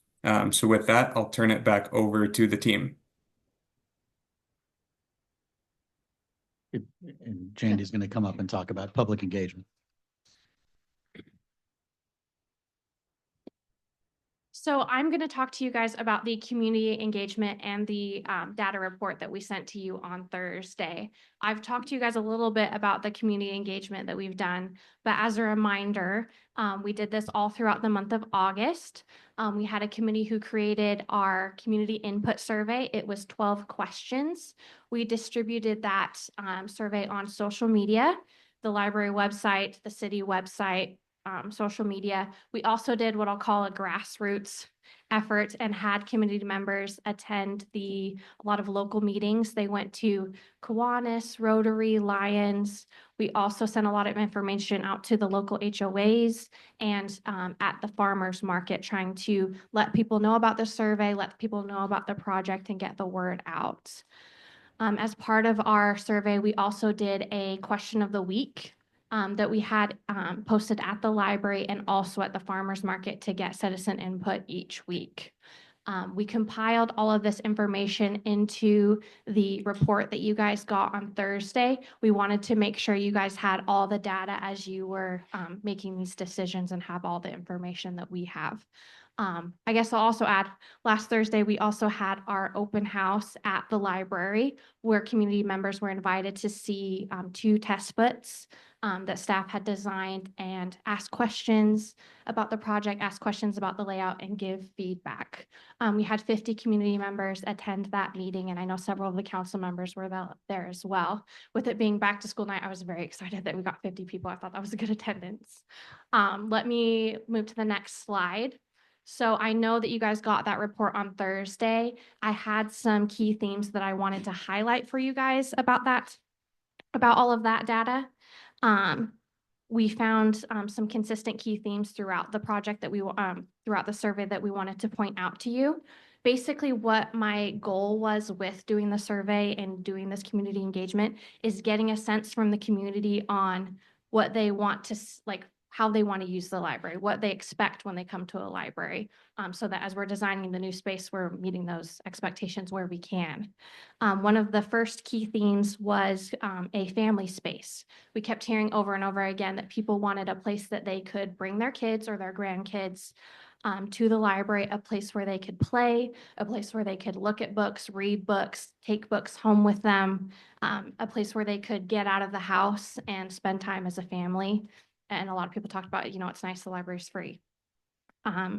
Another key theme was a community space. I have a quote: "I want the library to feel like an extension of my neighborhood community where I go to see friends and learn new things and have fun." As you guys know, aside from the local parks in Liberty Lake, we don't have very many community gathering spaces, and it's not Arizona. We need indoor spaces. So that's a need that the library has filled with our small meeting room. And, we have the Rotary Room at Trailhead now. So a lot of people were talking about how we need more community spaces. We need spaces where people can have HOA meetings, where they can host book clubs, music groups, places where we can gather and feel that sense of community. For people who maybe already have a group, they need a space to meet, or maybe new members of the community, they want a place where they can go and meet other members of the community and get that sense of community. So that's another part that we heard a lot in the data. We also got some feedback on, I'll say, the mechanics of the current space at the library. One citizen said, "I would like to see more seating areas throughout the library where patrons can plug in devices and work. Currently, there isn't enough seating and there are far too few outlets. It would be nice and more comfortable if there were more armchairs to work in with power. So this is something that we do here at the library on a weekly basis, and something that we continue to hear throughout the data is there's not enough soft seating. There's not enough places for me to come in and work and plug in my laptop and phone.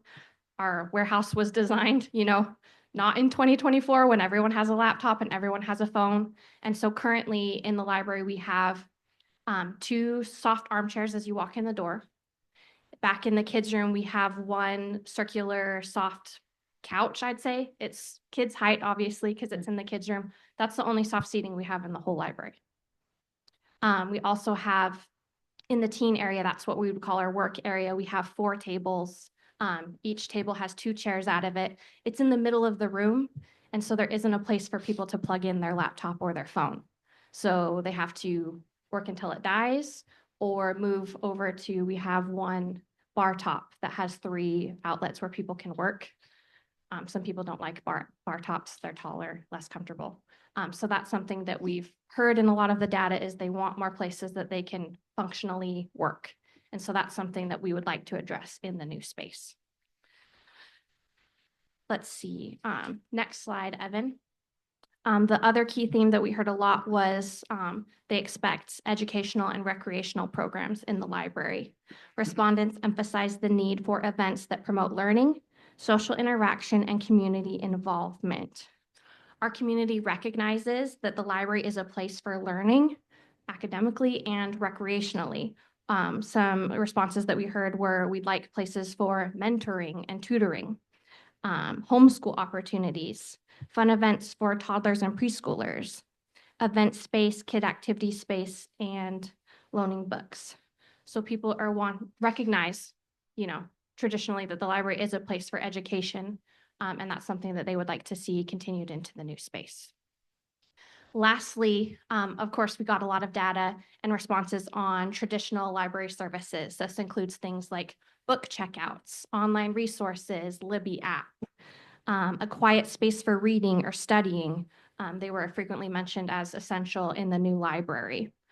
Some comments that we got were, I want a space to check out books, bring my grandkids, participate in community programming, books, spaces for kids of all ages to engage, reading, studying, and workspaces, copies of current magazines and newspapers, Wi-Fi, places to work, power outlets. Obviously, we expect to get information on, traditional use for the library. Something that I would add that was important to me when we were doing this data is to learn from the community how many books they want in the library. That might seem like an obvious question, but if you look at the newer libraries in our region, we have some in the city that have shrunk their collection in order to offer more amenities to the community, and other libraries who have chosen to keep their collection at status quo. How many books they had in the current library is how many books they're going to have in the new library. So it's been done a myriad of ways in our region. And so it's important to me to get information from our community on what they want to see. And so we did a question of the week on that, and overwhelmingly, the response was that our citizens want to see more books in our new library. And so that's something that we incorporated into both of our test fits, was making sure that we have enough shelf space to expand our collection. If you guys have any questions about data, I can answer that now. Otherwise, I'll have Amanda move over to test fit information. Any questions at this point? All right, thanks, Okay, Candy. great. Remind me, how many survey responses did you say you had? Oh, we got 514. Great. Which I thought is amazing. That's super, thanks. All right, thank you, Jandy. Okay, so the next slide, thank you. The vision for the new Liberty Lake Library was inspired by this community feedback that Jandy just covered. That's been collected over the past several months and through conversations. So with this input in mind, the overarching vision is to provide a space that really can embody a warm, welcoming, and flexible community environment. So with that, we strive to offer current and flexible amenities in timeless surroundings to ensure the library stands the test of time. We want to ensure that natural light is provided to enhance functionality and psychological benefits, establish the library as a central hub, offering unique amenities and convenient resources, and of course, be safe, welcoming, and accessible for staff and visitors alike. So we developed the public area program for the new library, considering these common themes while providing adequate employee space to support the current and future needs of the library. And it was wonderful to see several of you at the open house that we had a couple weeks ago. Thank you for your participation. It's our understanding that anyone that did not have the opportunity to be there has since had the chance to review the plans in detail. So we're going to take a few moments now to review these layouts, the similarities, the differences, and kind of high-level spatial planning of how we develop those. And we also think it's important to note that these conceptual layouts we're reviewing were created in collaboration by the team that's presenting here today as a translation of the library staff vision, which was based on the insight from community feedback. So they're conceptual and they can continue to evolve. So next slide, please. So with this, I wanted to highlight some common themes between the two options. So the following items I'm going to list are the same between option 1 and option 2, option 1 being on the top, option 2 being on the bottom. So organization of the space was dictated by utilizing the building's existing southwest doors as the main entry. Also note that north is on the left on these plans. Also, when combined, the programming and meeting rooms can accommodate 100 occupants. The existing restroom location has been maintained while updating clearances and fixture counts per the current code requirements and assumed occupant load of the building based on the layouts you're seeing here. Security was given strong consideration as we approached the layout, particularly as it pertains to after-hours access and throughout sightlines and proximities. You'll notice the after-hours access has kind of been highlighted in like a reddish color on both of the plans, and it's outlined in red dots too, just for ease of visibility. 2 unisex restrooms are provided not only for convenience, but also for code compliance due to the lockable nature of the meeting space zone. Given that the children's area is a primary draw for Liberty Lake users, we located this area close to the main entry in close proximity to restrooms, a mother's or family room, and within staff sightlines. And both options allow adequate space for a future play structure or other imagination toys within the children's area. Only the perimeter book stacks are 8 foot high, which is what you see in the current library space. For most of the stacks anyway. All other stacks that you're seeing are at or below 5 foot high. This helps achieve improved sight lines, security, and natural light filtration through the space. Both options provide more computer stations, lounge spaces, and workspaces than the current library. Both options plan for an exterior drive-through book drop that's located on the right side or south. A similar quantity of retail space for Friends of the Library is planned for. And last but not least, power has been provided through furniture solutions where it makes sense. On to the next slide, please. So we'll take a look at option 1 and how this differs from option 2. So here the existing west doors are the main access point for the after hours accessible programming and meeting room. So again, that's kind of highlighted there. You can see that you also have access to restrooms after hours. The children's area here is separate from the adult, teen, and juvenile stacks in this option to explore audio separation. This option provides the highest increase in staff workspace areas, excluding private offices, at a 460% increase compared to a 255% increase in option 2. Additional book stacks are shown, up to 75% increase per area and influenced by the book storage needs voiced. So in general, this option provides the most increase in total book stacks provided. All furniture and stacks shown are assumed to be new. This option incorporates clear story windows on the east wall, which currently does not have any window openings. Compared to option 2, this option has more interior walls and therefore compartmentalizes spaces a bit more. And lastly, this option would require either relocation of the existing electrical panel or creative rework between the adult and juvenile zones to accommodate. Move on to the next slide, please. Oh, so this should all look familiar. This was provided ahead of time, and that kind of covers a lot of what I just shared with you. So we can move on to the next slide. So this is a closer look at option 2 and what is different between it and option 1.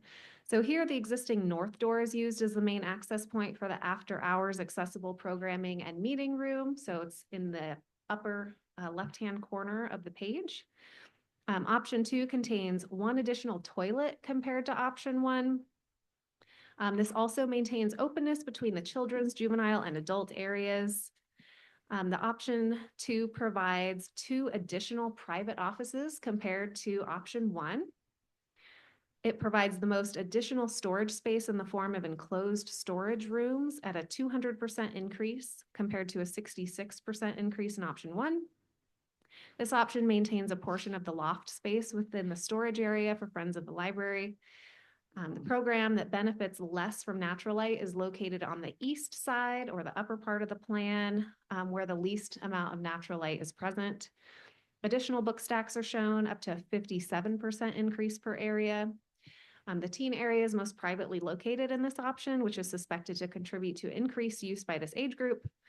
And while option 1 provides the most book stack increase, option 2 provides the most increase in staff and community amenity areas. Option 2 provides an opportunity to reuse some of the existing 8-foot shelving. And then this one also has fewer interior walls, so that maintains more openness, improved sight lines, and future flexibility as well. If there are any questions, I'm happy to take those now. I've got probably a silly one. Why one more bathroom in option 2? So part of that is just to make sense with the like lining up the plumbing walls and like the break room. So we added in the 4 toilets in the women's and then kind of line it up on the side so we don't have a silly jog in the break room. So that kind of made sense there. And then when we were running the code calculations, we discovered we are required to have 2 restrooms for the meeting zone because of the occupant load. So we could always look at taking one out and looking at a cost savings, but yeah, sometimes it's nice to have one extra toilet too.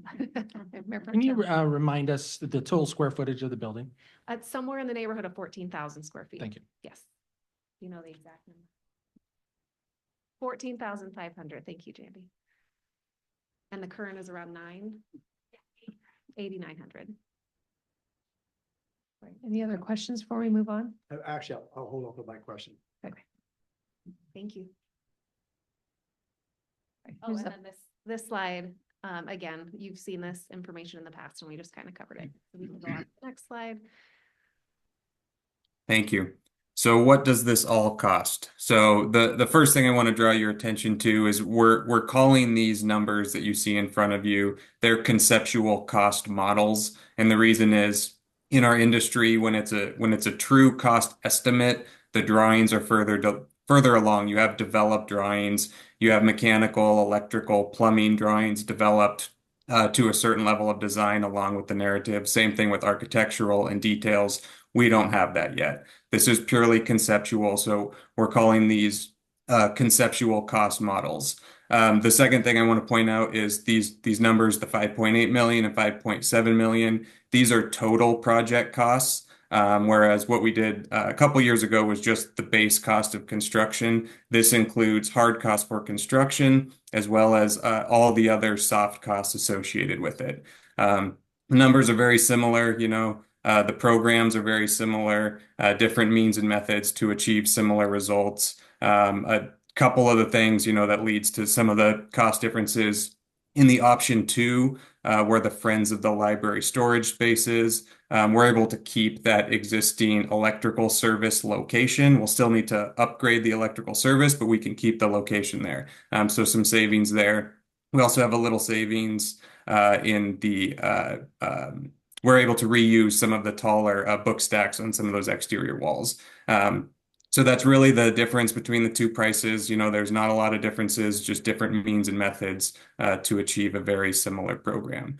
And with that, I can either take questions now or at the end. Good. Mayor Pro Tem. Thanks, Jonathan. A quick question. When you say it includes soft costs, does it also include furnished costs?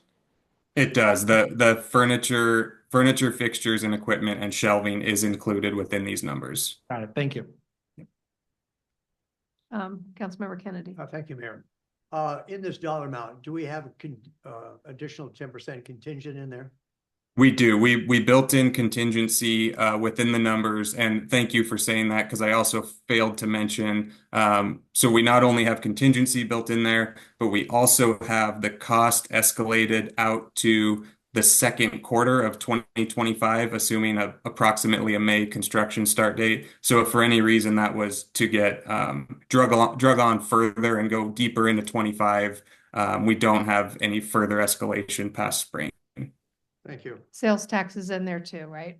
Sales tax is included. Any other questions? Okay, go ahead, Jonathan. I think that's it for me on this slide, and I'll turn it back over to the team again. So just a quick reminder of next steps. We're tonight on September 17th, we're presenting these options to you for your consideration. And a reminder, our intent would be to bring back an action item on 10-1 because in order to get onto the October 21st Project Review Commission schedule with an application to pursue the modified, any kind of alternative delivery method, we have to get it in by the 21st. Now, there are future meetings beyond the December meeting, which this deadline is for, but we would prefer to get this application in for the 10/21 deadline so we can make it onto the December agenda to get a decision from the PRC.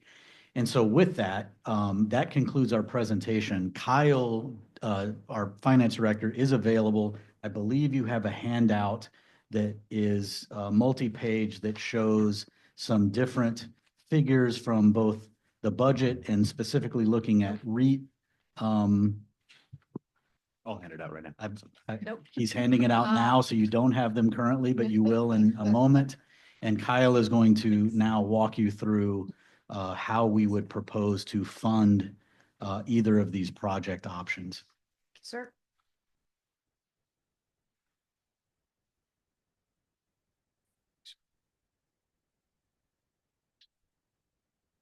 Thank you.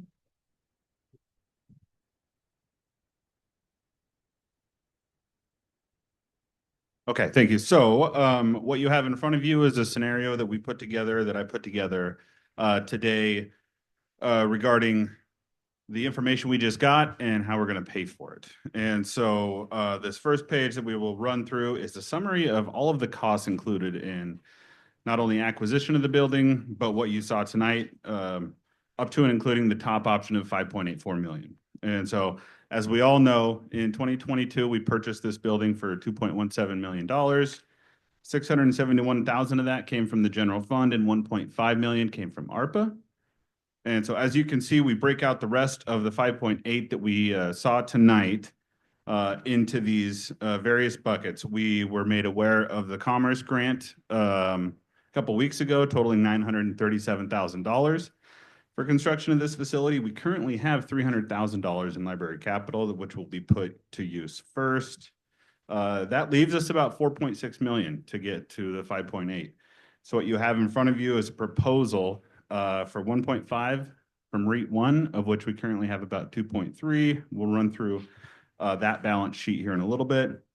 And then 3.1 coming from the remainder of general fund. And so we have preliminary feedback from council that we do not wish to take on any debt for this project, and I would agree with that recommendation. And so as we flip to the next page, we have our 6-year forecast for general fund and streets bucketed together, and I'll draw your eyes to the 2025 projected revenues and expenses. We will update this next month once we give you the preliminary budget, but for the purposes for the review for the library building improvements, I wanted to draw your eyes to library capital. So in 2022, general fund put $671,000, as we had mentioned.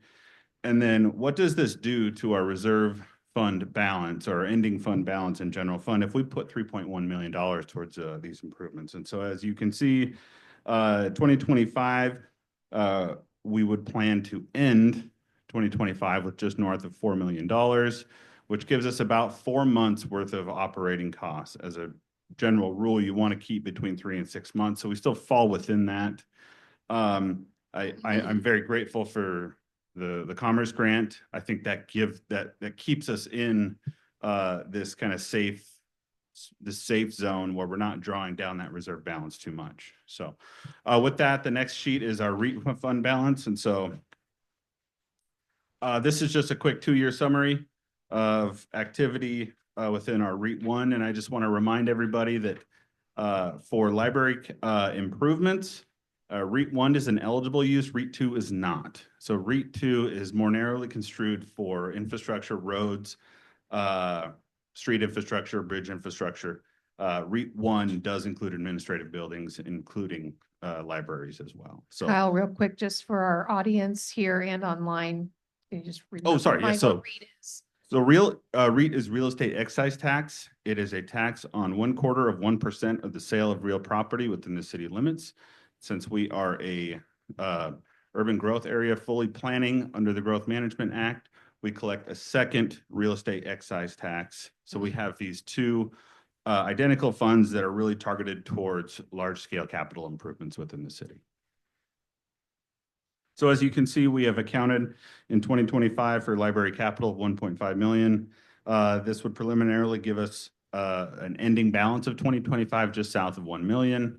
And so REIT, if you'll recall, these balances fluctuate based on projects. So we can have as many as 3.5 million, maybe some years we will identify capital improvements, draw those balances down because these are really, these are funds to essentially use towards kind of our 6-year capital facilities plan, identifying projects and executing them. So, so this is just really kind of a quick snapshot of how we can get to the finish line with this project. And so with that, I'll stand for any questions now or at the next meeting. I know we just got this information now, so. Yep. Mayor Pro Tem. Kyle, I want to revisit something we talked about the last time we went through this process, and that is what percentage do we want to have left over in our ending cash balance or a rainy day fund? And I believe, correct me if I'm wrong, but I believe you said that best practices was 15 to 20%, somewhere in there. So it's, yeah, and it's 3 to 6 months is what it is. And so the 15, let's just say on the low end, it's 15%. We're talking about 15% of the total revenue. Is that how you're calculating that? Yep. Okay. So 1.7. Okay. I think that answers my question. Thank you. And remember, that's in addition to the 15, our restricted reserve. Restricted reserve is also 15% of operating revenues. Councilmember Kennedy. Thank you, Mayor. Yeah, a couple of things. I find the number not a turnoff because what was talked is that probably we're looking at that number and what came to this council several times is, oh, no, we don't think it's going to be that. Oh, no, it can't be that. No way it can be that. Well, it is that. Okay. And that's reality. Here's reality to me. I would like to know, in addition to these figures, what we're going to be doing with the facility when the library moves out and how we can utilize that for whatever we're going to utilize it and what kind of dollar amount we're going to have to invest in that. I also feel that what we have to look at is that presently we're dealing with the tail end of Trailhead, where we're looking at trying to get a restaurant in there, and there's certain things we're looking at that we might have to do. I believe that we need to look at those things seriously, because if we're only looking at this and think, oh, we can cover this, I think we're in good shape. And suddenly a year down the road, you go, oh, now we have to talk about $1 million here, $500,000 there. What happens? We come back and say, oh, gee, I guess we should have looked at it a little closer. You know, we have a good record on doing some good things in the city. What we don't have the best record on is being able to come in and budget. And inflation has something to do with that. And I accept that. I really do. My challenge is with any program that we've got into is that we do a lot of research to figure out what the dollar amount is going to be. And once it's approved, that dollar amount is gone. It's never really considered ever again because it's, well, we're here, we're this far, let's go a little bit further. And then a little bit further, and a little bit further. That happened with Trailhead, it happened with other projects. I've been an advocate that I want the library. I want the added space, but also I have to realize I don't understand the urgency. I'm having a real challenge with that. And the urgency would be for me if we didn't have a library, or if we didn't have the space, or we had those type of challenges, but we do have the space. I would rather that we take more time, of which I lost half the people in this room right now, more time to look at and answer these other questions and how we can do this and do this properly. I think there's a good possibility for what we're looking at is that because once this is done, we've got the asset of this library for the next 40, 50 years. We may want to look at this and say, you know what? 5.8 is not enough. We may want to kick another $500,000 or $600,000. And here's the reason why. That type of reasoning, you can convince me, is it raise the budget. My concern happens in life is that how much can I just get by to get the permission? And then reality comes in. So I do have some concerns about it. I have excitement that we're along the way. I want to remind individuals that twice we brought this to the citizens, and unfortunately it was mixed to build a library. Unfortunately, it was mixed with other things that shouldn't have been there, hindsight being 20/20 vision. I think that even we should consider giving this to the citizens, because this is a major thing that we're looking at. I know that we have reports is that, well, this is what the citizens want. I agree, this is what the citizens that we ask want. But I cannot look at that as that they're speaking for all the citizens. I've had individuals say to me, well, Mike, this is what the citizens want. The only way that Mike Kennedy can figure out what the citizens want is through a vote.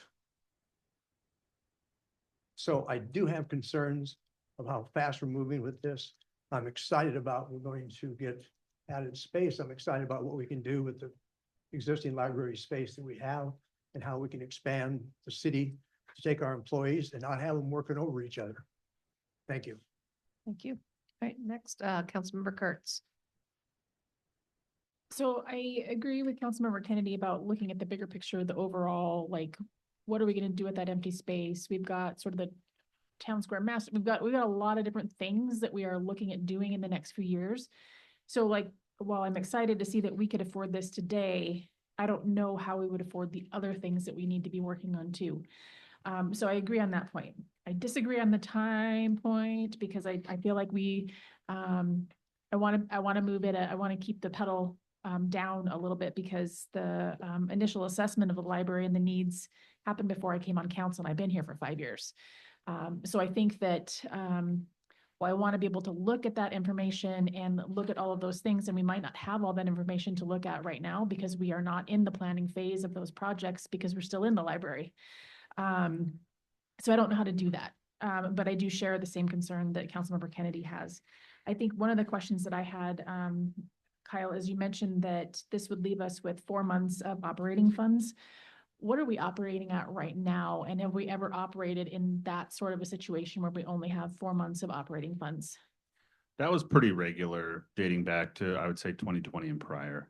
We carried a pretty low fund balance. And so we came out of COVID much, much better than we had planned. We got this cash infusion of ARPA funds. And then we also, on the heels of that, have experienced continued kind of economic expansion that has reflected itself in sales tax. Right. Thank you. Councilmember Dunn. Kyle, restricted reserve is separate from general fund, right? Correct. Yep. What's the current balance restricted reserve? 1.7 million. Thanks. Councilmember Van Orman. I hate to be a naysayer, but I'm coming from starting the city at 2001, starting the other library 2009. I realized that times are changed. We bought that building and it was the public safety building as well for 1.2, and that was furnishings and purchasing it, the whole 9 yards. We're looking at 8 million now. A little hard to swallow, but what would probably make it a little easier is if we eased into this. If we took care of the needs that building needs to have right now and make sure that we are getting that match, which we won't know until next spring. You know that we're gonna have over $2 million that we're gonna need to put into the building just to bring it up to code. I think we've got time. The library's okay. They're still inside of a building. If we can get what's necessary and then reassess, I think that would be the safest way to go and make sure that we still have enough in the bottom line to make sure that we've got everything else that we need to get taken care of. Mark, I had asked you the question when we heard about the grant. So what is the history on Commerce awarding the library grant dollars and its acceptance and being placed in the budget?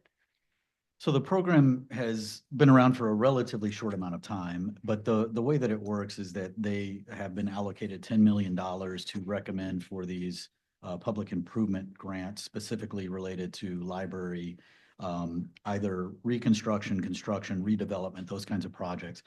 And over the history of the program, if the committee that's making the recommendations from Commerce for the funding is made, the legislature passes those recommendations into the budget 100% of the time. But again, this is a relatively young program, but over the course of its history, it's a 100% funding per recommendation. Thank you. Mayor Pro Tem. A long time ago, the Public Works Trust Fund was the same way, and now it's gone. I just want to raise a couple of quick alarm bells. And I'll start off by saying I was hoping that we would see maybe a $3 million option, a $5 million option, and then the Cadillac option so that we could say, okay, maybe if we feel comfortable with one or not the other. To me, there's not much difference between 5.7 and 5.8. That having been said, and Kyle, I don't want to put you on the hot seat here, but it seems to me that we're concentrating on the wrong thing here. The 2025 numbers, as you said, Kyle, specifically the ending cash balance, go down dramatically, obviously, because we'd be paying for this. And the thought is that, oh, okay, well, we still have 4 million left over. That's about 4 months of operating expenses. I would direct everyone's attention to look at 2026, 2027, and 2028. As the budget goes up, the projected ending cash balance goes down until 2028. So while we're talking about 4 months of operating next year, in 2026, it could very easily be 3 months of operating or 2. And in 2027, it could very easily be less than that. Now, as much as I'd like to push this off on a future council to have to deal with that mess, I'm not sure that that's the best way for us to go about doing this. Now, that's not to say it can't be done. I'm just saying when we're looking at that ending cash balance, that's what concerns me. 4 million, we go from 8 million to 4 million to 3.3 to 3.0. We go up slightly in 2028 and then hopefully rebound in 2029, which is a long way from now. So that's the thing that to me is the most striking on these budget numbers. Thank you.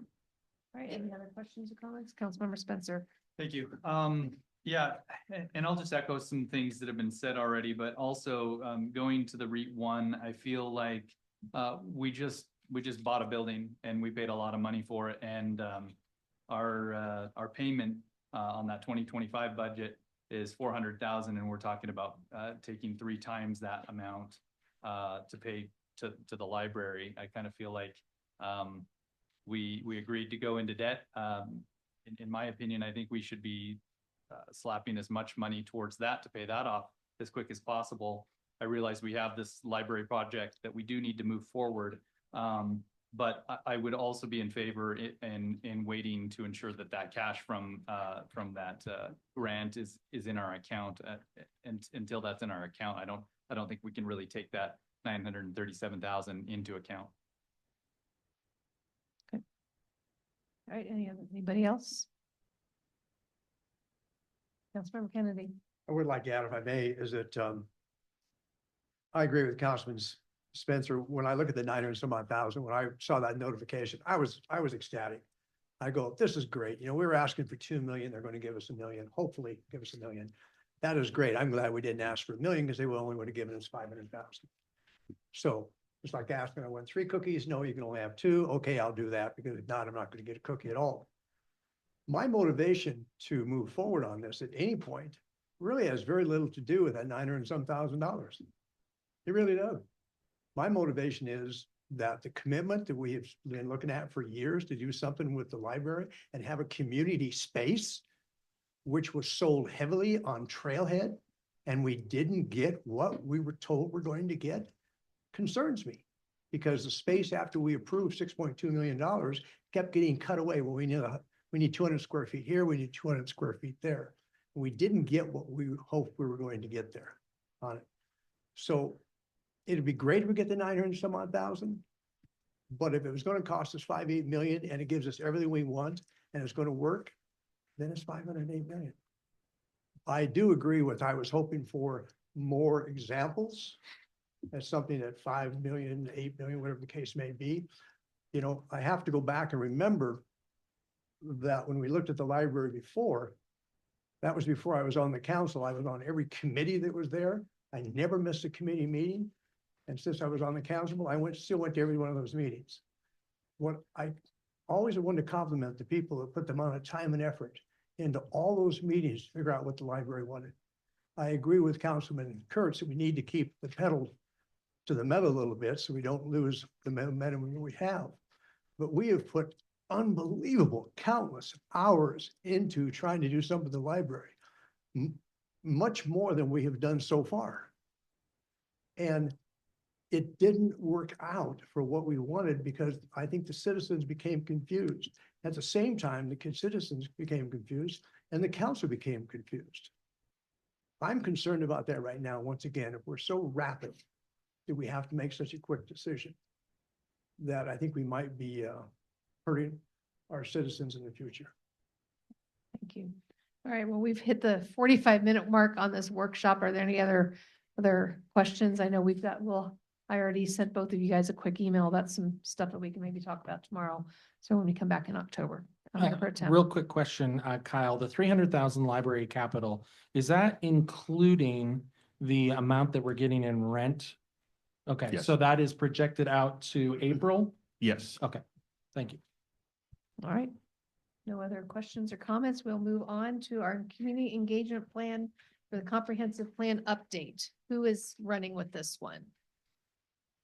Lisa, I think. There she comes. Yes, Mayor. Good evening, Council Mayor. Evan, can you pull up my presentation, please?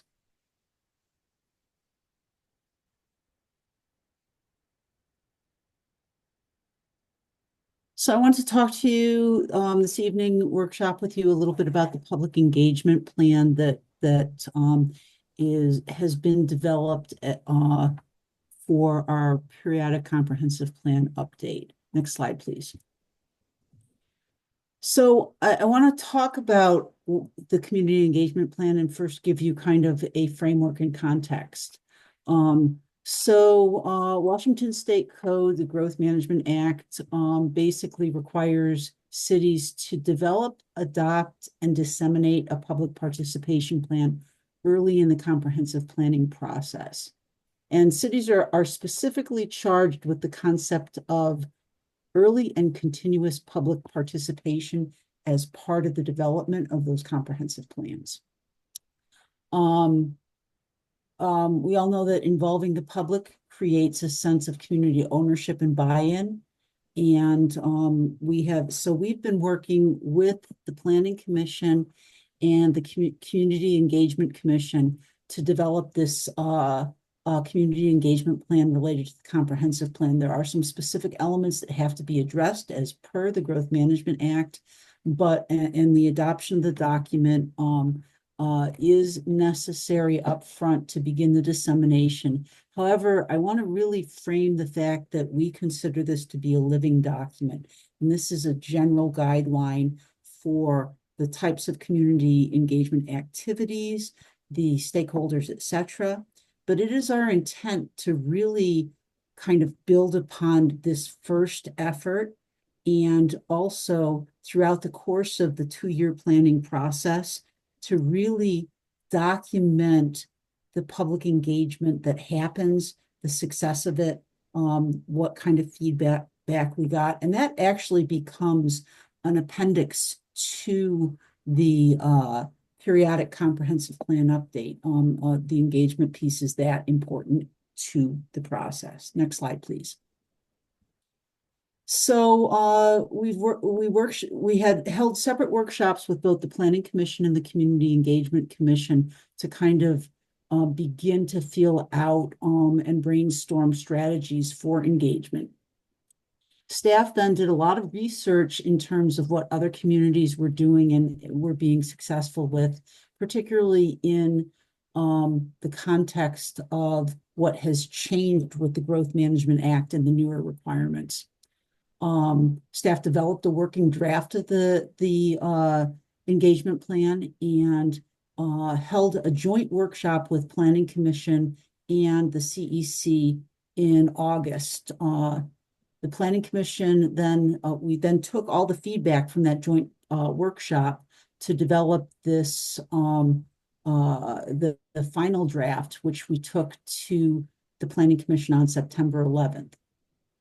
The Planning Commission has recommended adoption of the plan, and we are asking you a little later in the meeting to consider a resolution to adopt that plan, even as we know that it's going to be a living document that evolves over the course of our comprehensive planning process. Next slide, please.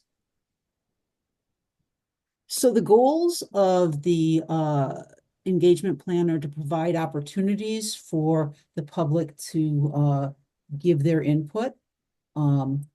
Also, there's an education component, informing the public of the requirements that have come down through the changes to the Growth Management Act, but also helping the community feel confident and invited to really participate in the process, and really encourage input from community groups that have not traditionally been involved here within the city of Liberty Lake. So trying to really figure out how we can reach those that are not really currently engaged in our activities of government.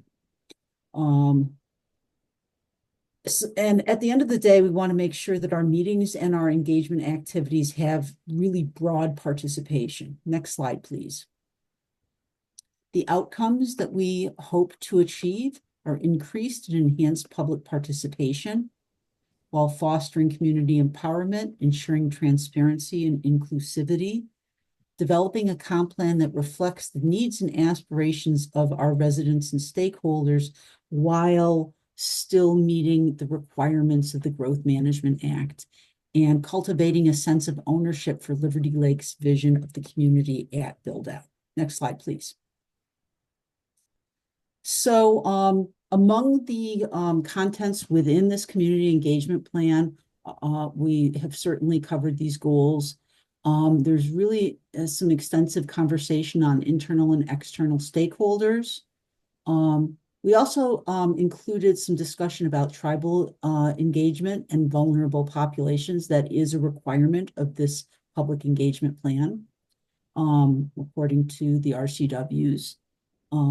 We've spent a lot of time brainstorming outreach strategies and how to really engage the various stakeholders.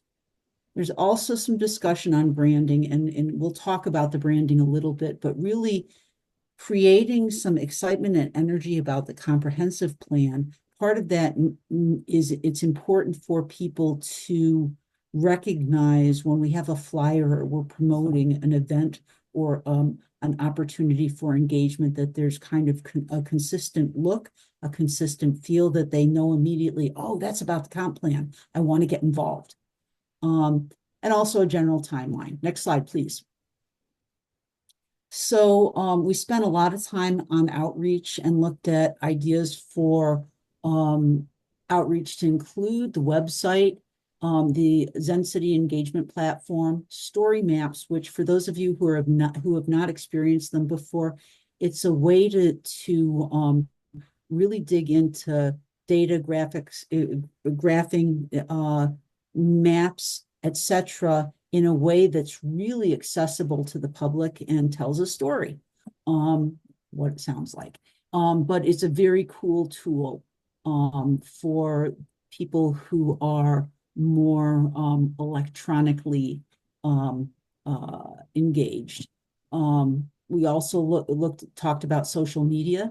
We want to really meet people where they're at. So this means reaching out to the various apartment complexes, to HOAs and HOA meetings, to making school visits, to reaching out to service clubs, etc.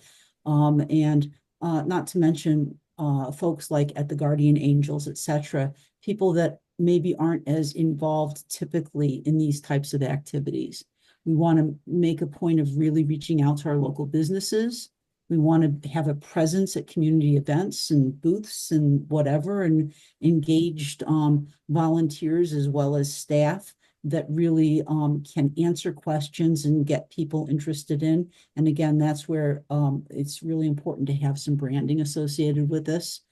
We're going to have posters and city reader board. We want to use a QRC code on everything we do that will take people back to the website and the Zen City platform.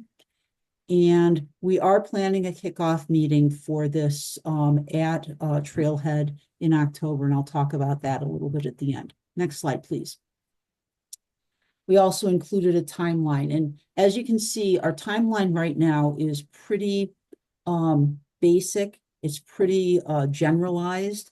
We have a lot to do before we get to the end of this process in 2026, but we also have some critical path items related to the population and housing allocations specifically that are kind of foundational to really the rest of the planning process.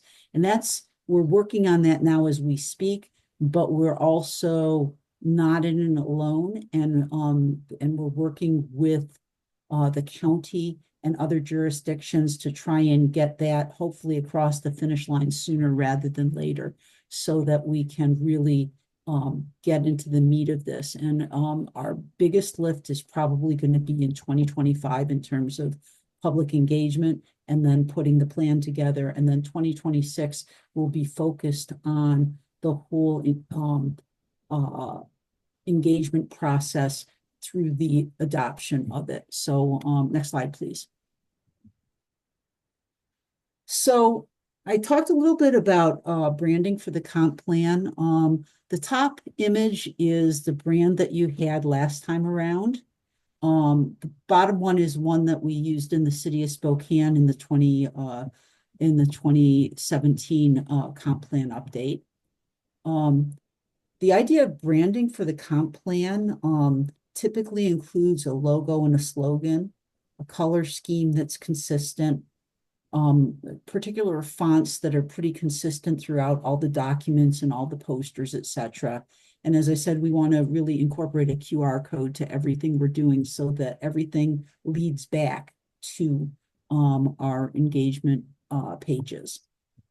We did a lot of research, and most of the communities throughout the state have done some sort of branding with their comprehensive plans. Next slide, please. Successful branding does the following things. It creates an emotional connection, identifies target audiences, conveys a message, and is easy to remember. The example is got milk, or for those of us who are a little bit older, where's the beef? Next slide, please. So here's some examples of some of the brands that are being used in folks that are in the earlier years of their planning process. And so you kind of get a feel for what others are doing. Next slide, please. So when we looked at developing a comp plan, we talked a lot about it as part of our workshops with Planning Commission and with the CEC. And at the joint workshop, we created a subcommittee of the Planning Commission and CEC, which met. We brainstormed a slogan, we actually used AI to help develop a concept logo. And then we hired a graphic designer to clean it up and enhance the logo concept. Putting it into a format that allows us to use it in multiple mediums. And the slide that you see on the left, the slogan we came up with was imagining our future, guiding our growth. Obviously Liberty Lake 2046, because this is a 20-year plan. And this was kind of the logo that they came up with. At their September meeting, the Planning Commission recommended approval of the brand. And as you'll see in the attached engagement plan that you will be asked to approve later in the meeting, we did include this on the cover page. Next slide, please. So what's next in the process and why is it's so important that we get this going? So we do have the resolution 2024-264 that you'll be looking at later in this evening. But we need to move forward with the branding and logo to create the web page, the Zen City platform, posters and flyers with the QR code. We're trying to plan a comprehensive plan kickoff meeting at Trailhead in the Rotary Room for October 21st. And we really need, for all this promotional information, to really be able to tie it all together. The comp plan engagement plan is one of the early deliverables for the PUG grant that you approved a couple meetings ago for our periodic update grant from Commerce. And so once it's adopted, we will be able to submit it for reimbursement and move on with really starting to kickstart our engagement process. Next slide, please. With that, I stand for questions and comments, or you may want to have some discussion about this. I leave it to you, Mayor and Council. All right. Any questions? Councilmember Dunn. Lisa, I want to recognize and thank you for the work and the preparation of the plan. I recognize the nature and I guess the magnitude of the objective, and to set out on I guess it's this footing to me puts us in a good place. I want to recognize that the plan that we're considering in resolution tonight, of course, could be amended or revised as we go along. I'd expect that we might learn a few things, but I think that as it is in its current form, I think I'm ready to support it strongly. Thanks. Thanks. Anybody else? Question, comments? All right, not hearing any, Lisa. Thank you. We'll go ahead and then close this item and move on to our next item, which is position on initiatives. And I will turn this over to Mayor Pro Tem. I think Mark was going to go first. Okay.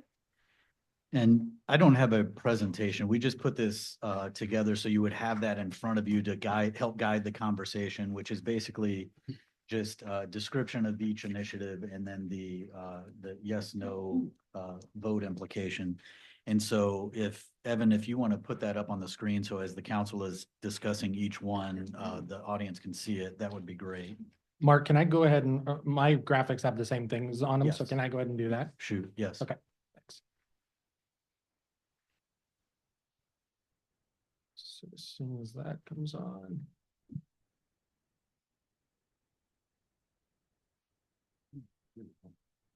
All right, hopefully everyone can see that. Let's see if I can, yeah, there we go. Okay, so as Mark says, the information is in front of you, as well as what I'll put on the screen here. Obviously, most of us know that one of the ways that we go about creating law in Washington State, thanks to the Constitution, is it can go through legislative authority. It can also go to the people. It says in the Constitution, Article 2, Section 1, that the people reserve to themselves the power to propose bills, laws, and to enact or reject the same at the polls, independent of the legislature. So this has been a longstanding tradition in Washington State where initiatives are put forward of all kinds. They're very different from referendums. In that referendums are the citizens expressing a yay or a nay on something the legislature already adopted, whereas initiatives are mechanisms whereby people go out and get signatures for certain policy ideas that they have. There's a couple of different ways that you can do an initiative. You can adopt an initiative as proposed as a via legislative action. The legislature can refuse or reject any initiative on the ballot, and therefore it goes to the next general election. Or the legislature can propose a different measure dealing with the same subject, and then both measures would go to the ballot. So the reason why I'm bringing this up this year is because we have a whole boatload of initiatives that were put out there and signed by millions of folks all around the state. You can see the different initiatives there. Mark has the 4 in front of you. The difference between what Mark has in front of you and also the 3 I just highlighted is that those 3 initiatives, which were signed by citizens, were already approved and put into law by the legislature. So there's nothing that voters are going to be deciding upon on those 3. The 2 that I'm suggesting that we take a position on are the ones that I highlighted there. I don't think we need to take a position on every initiative, but I did highlight 2 initiatives that I think would be worth our consideration as to whether to take a position on. And I'll explain why in just a second. So the total number of signatures on all those initiatives was more than 3,093,379. I asked the folks who put together the initiatives for a number that they collected from the city of Liberty Lake, and it was 2,323. That is almost 20% of our total city population, which is part of the reason why I was saying that I think that we should take a position on them. First one, obviously, is 2117, which is repealing of the Climate Commitment Act and the cap and trade system. The Seattle Times describes it this way: the state's 100 or so biggest greenhouse gas emitters participate in these quarterly auctions where they purchase allowances for each metric ton of carbon that they produce. This impacts, obviously, their bottom line, and those costs are usually passed along most noticeably at the gas pump. This is a graphic that the Seattle Times printed on the front page of the paper last week, where it shows how gas prices were impacted once the Climate Commitment Act took effect, and the difference between Washington and Oregon. So typically, Washington and Oregon have been pretty similar in terms of what their gas price costs are. Once the Climate Commitment Act took effect, we saw that change pretty dramatically by as much as 33 cents. Last year in total, the estimation is that the increase in gas prices resulted in about a 44% per gallon increase. This 33 cent per gallon number is for this year. The governor said that that was not going to happen. He said it was going to be pennies, that this would not be passed on. Governor Locke, former Governor Locke, has said that that's part of the reason why there's been so much interest in this particular initiative, is that there's a lack of trust, quoting the governor, when they say that we're going to pass something that helps you, and in fact, it ends up hurting you. It would be one thing if this was actually reducing our carbon emissions in the state. Unfortunately, we don't know for sure if it's doing that. The state releases numbers. The last time they released a number was 2019, and you can see what our carbon emissions were from all those different categories. So agriculture, pipeline leakage, electricity, so on and so forth. We have not seen any results from the state from 2019. They say they're going to release more results next year, but we'll see if that ends up happening. The reason why I'm bringing this up is because I think this particular initiative impacts Liberty Lake in 3 different ways. One, families, businesses, and the city are paying more for gasoline. I mean, it's just a fact. You look at the breakdown of how this is being implemented and the impact for the average household. The natural gas impact is about 183-ish per year. The gasoline impact depends on how many cars you have in your home and how much you drive, but it's anywhere from $497 to $631 per year. Average household is about $600 to $650, but the low-income household is somewhere in the range of $250 to $325. I should say that the state offered that $200 rebate program earlier this fall, actually earlier this summer, and some people did take advantage of that. I asked our city staff as well, how many gallons of gasoline that the city used in 2023, just to get an idea of how much extra our taxpayers are paying. And the result was about 30,000 gallons of gasoline that we used in 2023, which means that the extra cost for our city at 44 cents per gallon was 13,219. We also have businesses that are losing business to North Idaho. So obviously, as the cost goes up, a lot of our citizens will just go across the border. They'll get the cheaper gas in North Idaho, which means some of our convenience stores and some of our gas stations are not getting that business. And then, as I mentioned, there's not a verifiable data, at least not yet, that the greenhouse gas emissions are being reduced. The other one that I wanted to quickly touch on is I-2066. This would prohibit the state and local governments from restricting access to natural gas. Part of the reason for this particular initiative is because of what happened in the last session with House Bill 1589, which allows Puget Sound Energy to pass on the costs of converting to all electric to their consumers. So that was something that actually Puget Sound Energy lobbyists put together and went to the legislature, asked them to pass this bill. The lieutenant governor called it a hot mess. They had to rework a lot of pieces of it, but bottom line is that it did pass, and it allows them to pass all of those costs on to converting electric to consumers. That bill 1589 does not specifically ban natural gas, but it does create a path for the utilities in the state to do so if they need to meet state requirements. The state energy code essentially already contains a ban on natural gas. It's just a matter of when that is going to be fully implemented. So I asked, again, some of our local home builders. I also asked the State Building Association as well, what is the extra costs for increasing, or excuse me, of converting to electric only in your house, or if you're going to just buy a home that is all electric. And it was anywhere from 20,000 extra to 39,700 extra. And that contains a whole host of different items that you would have to pay for in order to make that happen. So those two reasons are why I'm suggesting that our city take a stance on those two initiatives in particular. Not every initiative. We have other initiatives on the ballot that I don't know that they directly impact the city and or city residents, but I do think these two initiatives, the 2117 and 2124 do. And that is why I wanted to bring it forward for discussion. Thank you. All right, questions, discussion.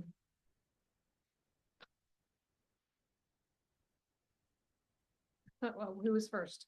I don't know. Okay. No, go ahead. Councilmember Kurtz, then Councilmember Paul. I think for me, I think some of this boils down to the procedural piece of this, of the council taking positions on ballot initiatives. Because when I was looking at this and talked with Sean, or got some advice, I guess, bounced a lot of questions off Sean about the process piece. One of the things that I looked at was just if we're going to have a balanced view, like we can discuss these things here on the council. I think Mayor Pro Tem is probably the one who is most informed about all the ballot initiatives, given what he does in his day job. But I'm not. I don't know. I've heard a lot about why these things are bad, but I haven't heard what they do that is good for the state of Washington. And I think for me, without having that balanced view and understanding the impacts of a position that we take, I just don't feel informed enough on a balanced perspective to move forward with taking a perspective on ballot initiatives. I think if we can have that discussion and somebody here, because we can't have somebody proponent of here, because we can't use state resources, can't use city resources, somebody here has to be informed on that. And I don't know which one of us that would be to have that discussion. I don't want to be in violation of state law by having somebody else come here. But I don't know and if somebody else is really up with all the ballots initiatives and all of that, please let me know, but I don't know that any of us are prepared to have the other side of the discussion. I don't know if that made sense. I feel really tired. Today's been a long day. Sorry. Councilmember Ball. I've read the text of all of these initiatives online. But the bottom line for me is, these are, in my opinion, these are a statewide issue. We're not the legislature. We're a city council. And in my opinion, your stance on these initiatives is partisan, and we are not a partisan group. So I am absolutely not in favor of taking a stance on these initiatives as a body. Again, we are not a statewide, these are statewide issues. So I don't think we have, you don't have any business taking a stance on these as a body, because I don't think we're all going to be on the same page. Thank you. And Councilmember Dunn. Question of clarification, Sean. My recognition is that RCWs deter or prohibit the city from using city resources in advocating or opposing, state initiatives. Does that sound right? Resources, yes. Yeah. I'm concerned that the use of our city council time is in fact a city resource. So the statute also allows in the council deliberating over whether it wants to participate in supporting a resolution. So you're going to have dialogue as to what the council wants to do on taking a position, whether they want to take a position or not take one at all. Understood. What I want to recognize is that each of us as electeds are asked to consider the number of hours total time that we commit to our work. And specifically, time in a committee and a council meeting is a commitment of that. And so I do have a problem spending considerable council conversational time, additional agenda items related to statewide initiatives. I recognize that as a resource of the city. I object to considering this on that basis. Thank you. I'm not going to take a position either way, but I will say that the council in previous years has taken positions on state initiatives, just for the record. Councilmember Spencer. Thank you, Mayor. I would like to speak in support of taking a position on some of these. I think regardless of whether they're a statewide issue and we're going to vote, we're all citizens of this state. And these are issues that are affecting our local economy. If you were a business owner selling gas to customers and they're going across the border to buy their gas across the border because of what's happening at the state legislature, I would hope that my local city council would take a stance on that in support of my business that is in that city. Same thing with I would also say with the natural gas that's going to affect us as a local government, and I would hope that we are going out ahead of that and stating this isn't going to affect us in a positive way if we all have to convert our homes to electric only. One question I have on the I-2124, Mark, maybe you can answer this, or Kyle, on that long-term services insurance program, is the employer doing a match on that?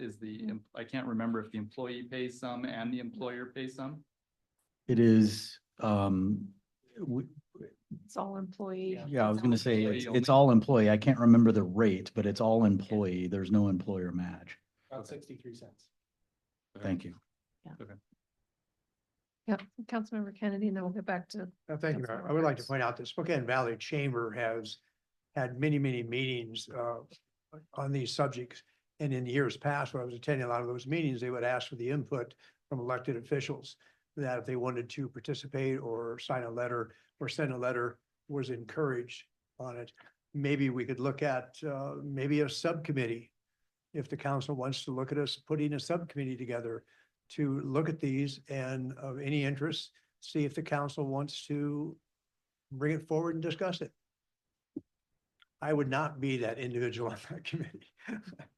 Gotcha. All right, before we jump back to Councilmembers Kurtz or Ball, we haven't heard from Councilmember Van Orman. Well, being a writer on some of those checks for employees, I know it's a burden, and unfortunately, especially for I-2124, It doesn't offer a whole lot. When I see my parents going through long-term care, it's easily $10,000 a month. This only offers 31 for the lifetime, 31,000 something. I don't know that it's a great use of the employees, you know, and what they're paying into. In natural gas policies measure, we're looking at the fact that builders are now having to convert from natural gas to electricity. And when you have natural gas inside of your home and you go to sell it, you're going to have to go ahead and convert over, from my understanding. So long list, I honestly think that you bringing this up, Councilmember Cargill, is a good thing because you're bringing why you vote yes and why you vote no. So having the information to the public is perfect. All right. Right. Yeah, we got Councilmember Kurtz, then Ball, and then back to Mayor Pro Tem. I think when we're talking about representing the city and putting the city of Liberty Lake forward as a city that supports or opposes one of these ballot initiatives, we have absolutely no idea what our residents want. We have not asked them, we have not engaged with them, we have done nothing other than sit here and talk amongst ourselves tonight about this. And I don't think that's a fair representation to put the city of Liberty Lake out there as representing something if we have not engaged with our citizens in any way. We have the individual ability within law to advocate as city officials. We have the individual ability to vote, but I don't support not engaging our community and putting something forward with their name on it. I just, and again, I think the information shared tonight has been against these things.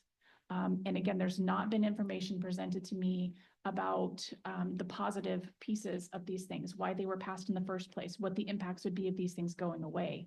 That's the balanced perspective that I'm looking forward to support these or not.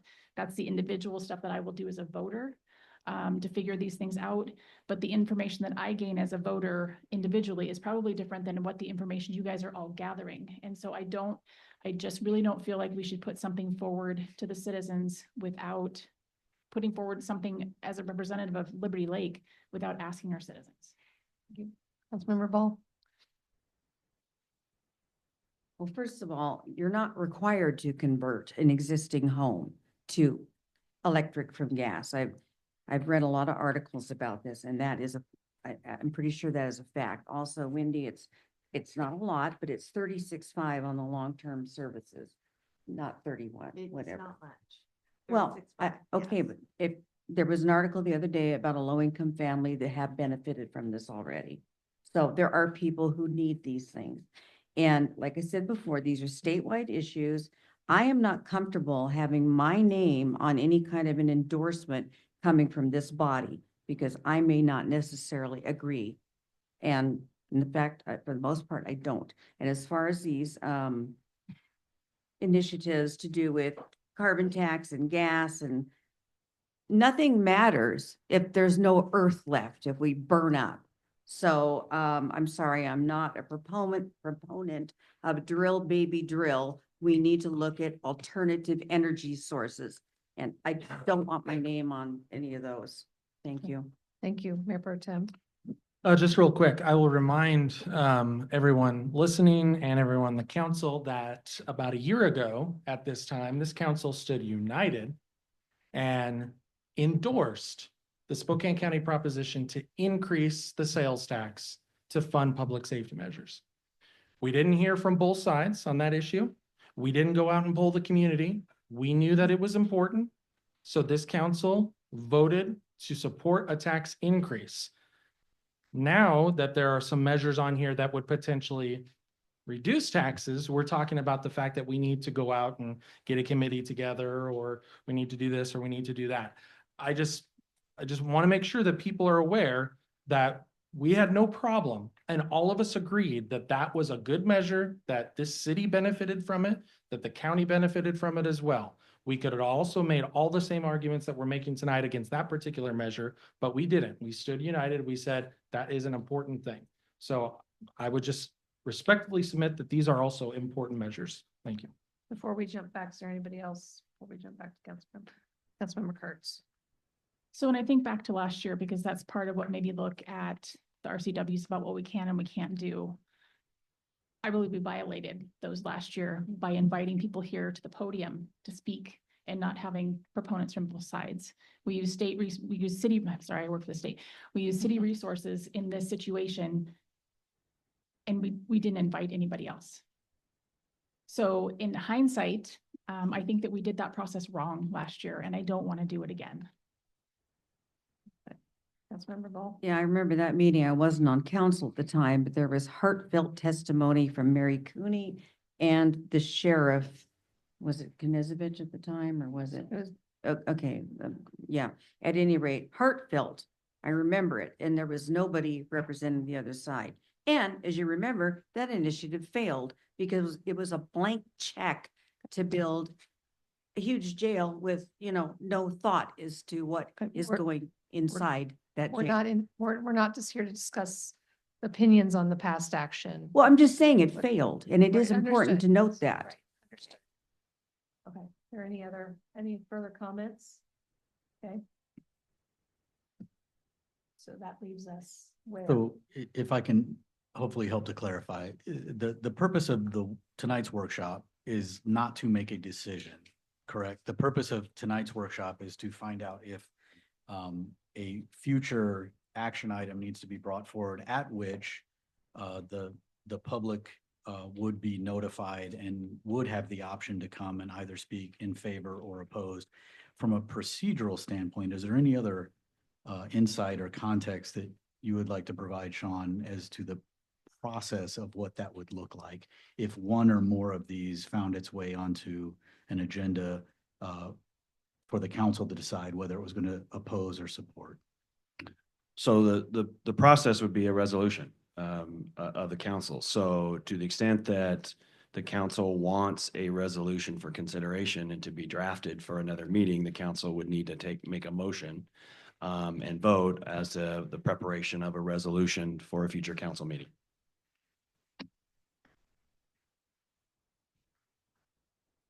Member Tim.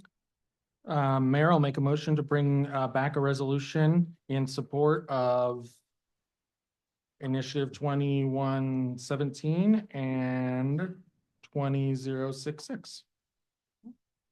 Second. We have a motion and a second, by Councilmember Spencer. Any further discussion before I go to a vote? I'll just say quickly, and echoing what Sean says, that will allow our citizens the opportunity to come forward and tell us what they think about those particular measures. And then we can decide at that point whether we want to adopt them. Okay, so the motion on the floor is for bringing back the resolution in support of, in opposition to 2109 and It'd be 20. supportive. Sorry. Yeah. Yeah, sorry, I knew what I was going for. All right, so yeah.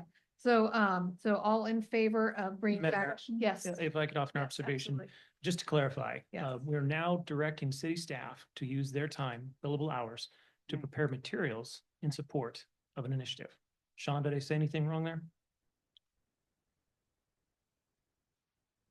I suppose not technically, but what Thank you. is I mean, I think you've ultimately, answered my question. okay. Sean, can you continue, please? Thank you. So the direction is for council to have a resolution for consideration. And that's what I'm asking for so that staff and myself know what to bring forth to the council. The council wants to vote down the motion, so be it. We won't do that. But otherwise, staff and myself have no direction as to what the council wants to do. So I am asking for the council to give staff and myself direction as to the next steps. If the council doesn't want that next step, that's their prerogative to vote that way. Okay. But to be clear, you will bill hours against the evaluation of this resolution. I will what, I'm sorry? You will bill, your time in hours against the evaluation of this resolution. Yes, there will be time to prepare the resolution. I'm gravely concerned that that's an action that's precluded by RCW.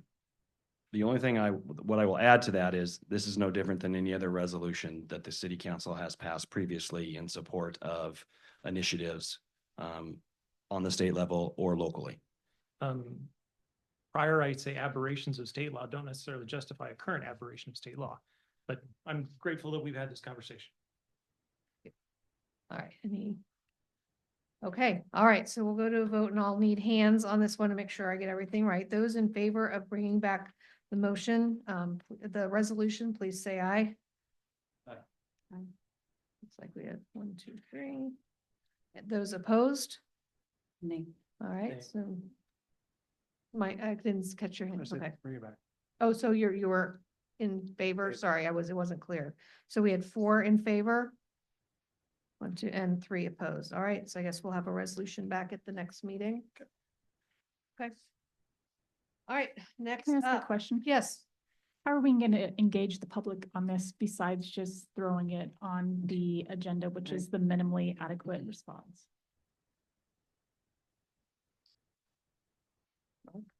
So there are many ways that we ordinarily notify residents of upcoming agenda items, and this would fit into that same category. I don't foresee us doing anything out of the ordinary in this case. It would just be notifying them of the agenda of this particular item on the agenda, and inviting them, as we always do, to come and participate. Councilmember Vol. Is there any way to not be included in other words, can I just say, No. I'm not gonna vote on this? No. You can vote against it. That doesn't mean you're in support of it if you vote against the resolution.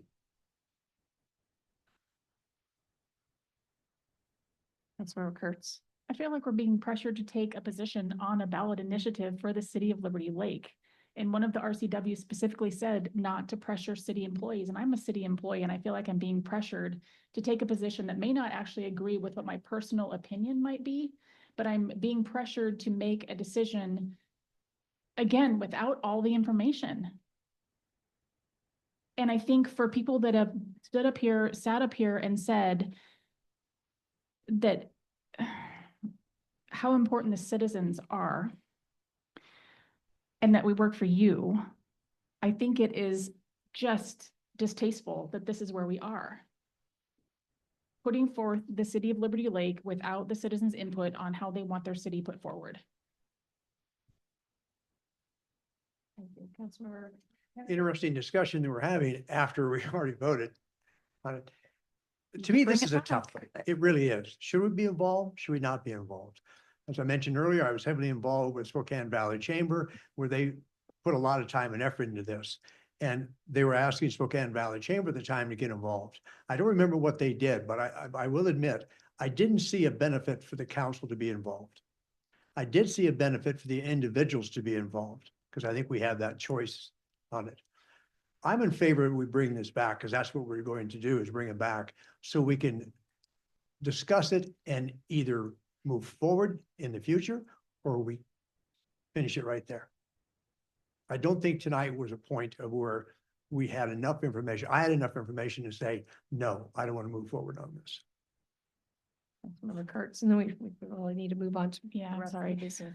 I think that's my point, is how are we going to get more information to make a balanced decision in 2 weeks? Where's that information going to come from? May I answer that? Sure. Okay.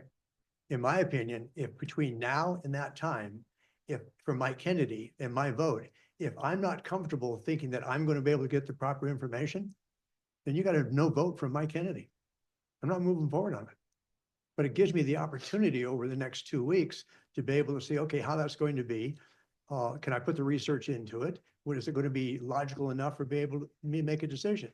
If I see that that is, then it has some merit. If not, there is no merit. And then my decision becomes very, very easy.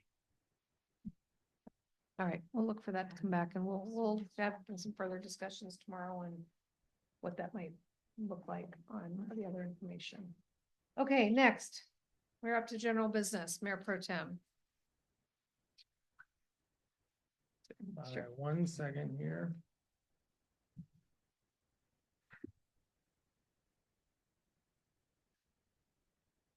Mayor, I'll make a motion. Can you? DNH. Thank you. Mayor, I'll make a motion to approve general business items A, B, C, E, F, IJKLM.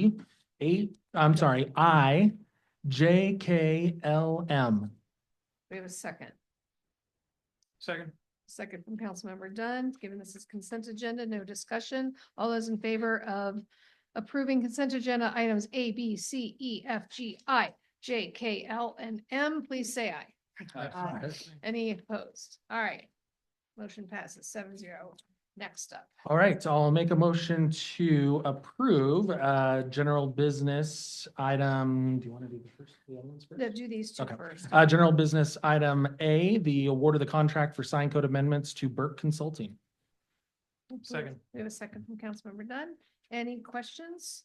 I know Lisa's here if you have any questions. Any questions? Going once, going twice. All right, those in favor of awarding the contract for the sign code amendment to Burke Consulting, please say aye. Any opposed? Motion passes 7-0. Make a motion to approve general business item 11B, the Liberty Lake Police Department mobile data computer required model upgrade. Do we have a second? Second from Councilmember Spencer. Any questions? Chief's here. You have any questions? Not hearing any. All right, all those in favor of approving the purchase of 12 new MDCs with a cost of totaling $50,460 plus tax, please say aye. Aye. Any opposed? All right, motion passes 7-0. Make a motion to approve general business item 11C, which is formerly 10D, which is the on-call planning services contract with the SCJ Alliance. Do we have a second? Second. Discussion? Questions? Go ahead, Councilmember Ball. Okay, Lisa, I just have a question. Why are we contracting with this SCJ Alliance when we have parametrics on contract? Isn't that who our engineering contractor is? Yes, that's who our engineering contractor is. This is an on-call contract for planning services. Planning is different than engineering.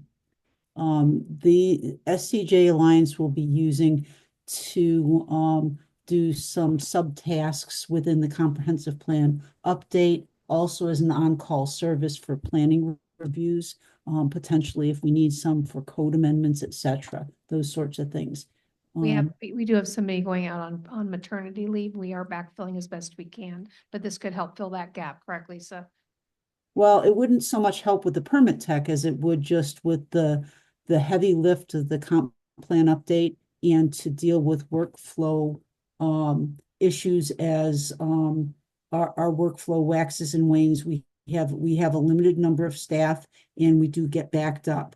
We have an on-call contract for building service review, and we have an on-call contract for engineering review. This is mirroring those two. It's an only as needed, and there is no work associated with this.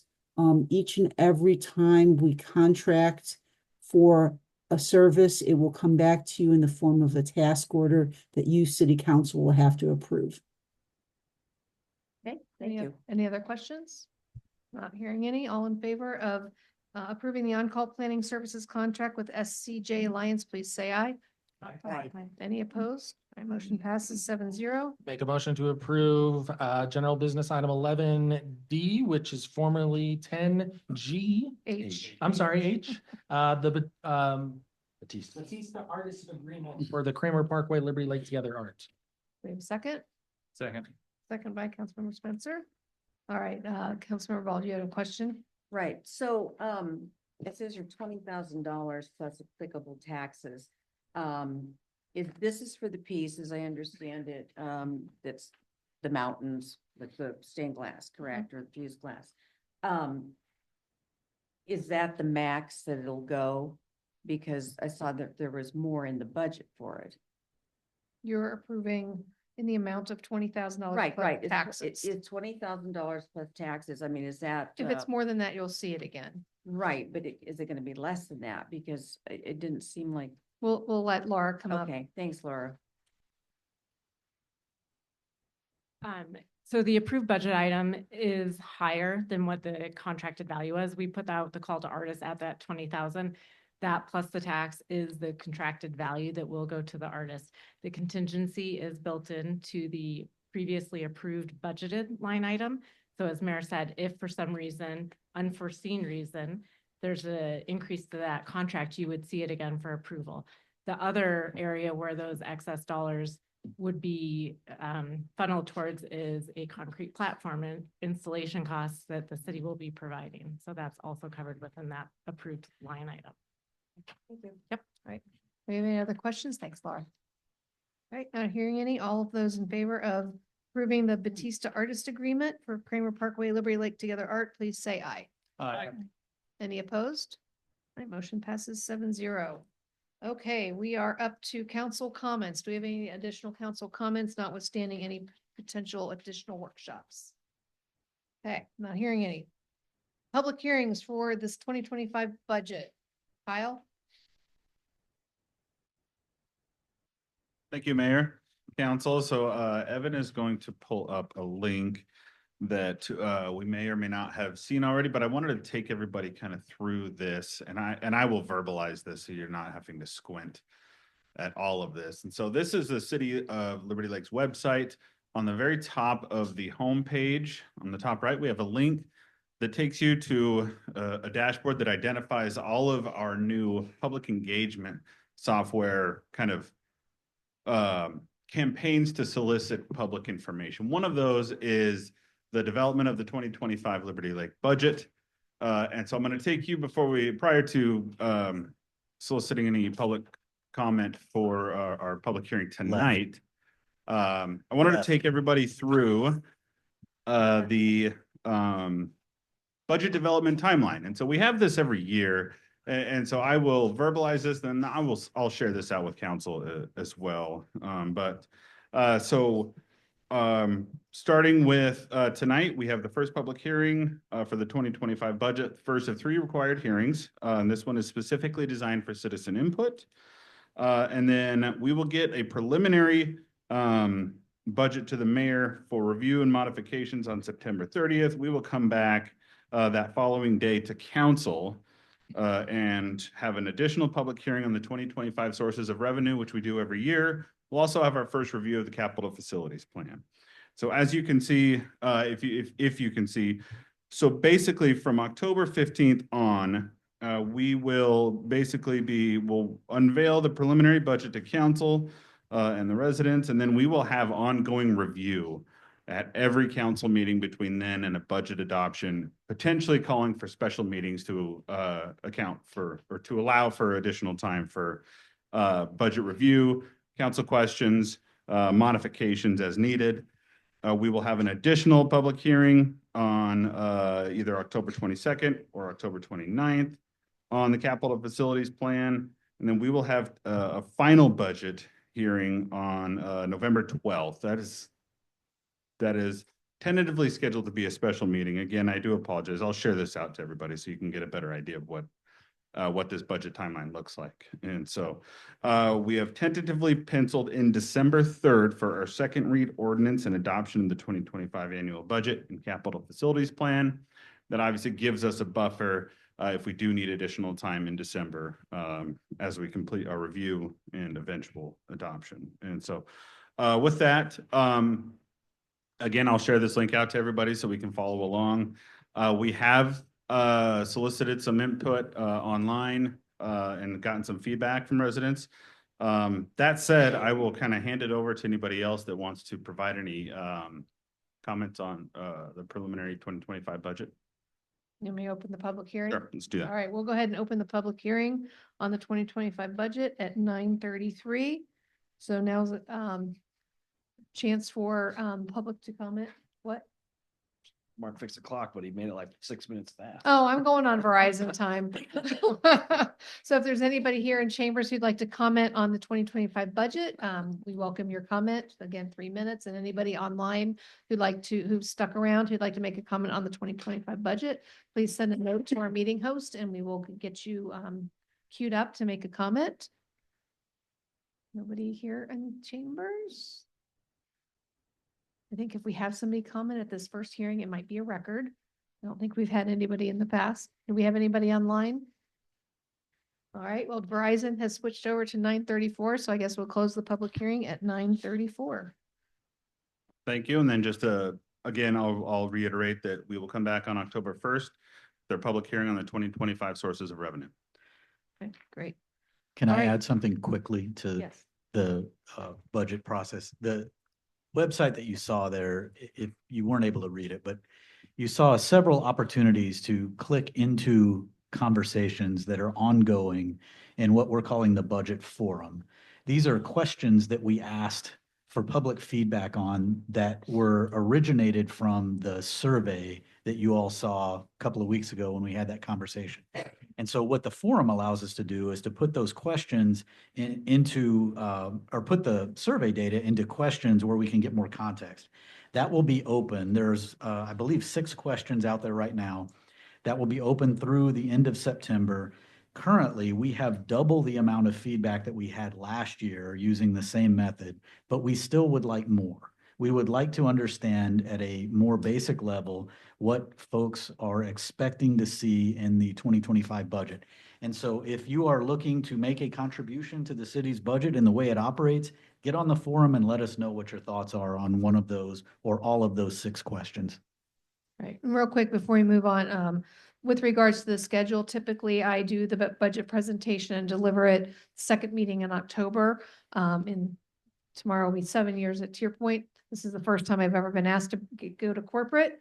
I'm going to have to be there for a week in St. Louis for a week. So we toyed with the idea of moving the 15th meeting to the 22nd or doing different things. Really, all I do with that presentation is read my letter and you guys get your binders. So we're going to go ahead and I'm going to put the letter together. We're going to do, because since I'll be on Central Time, I won't be able to attend remotely. I'm just going to do a pre-recorded video delivery of the budget so it doesn't screw up our timeline. And you guys will get your binders later that week and then we can continue on with the schedule as normal, just so you guys aren't surprised by that. Mayor Pro Tem. 2 quick questions. One, do we need to make any motion to add the extra meetings? And then the second question is, and part of the reason I asked the first question is because our first meeting in November is on election night.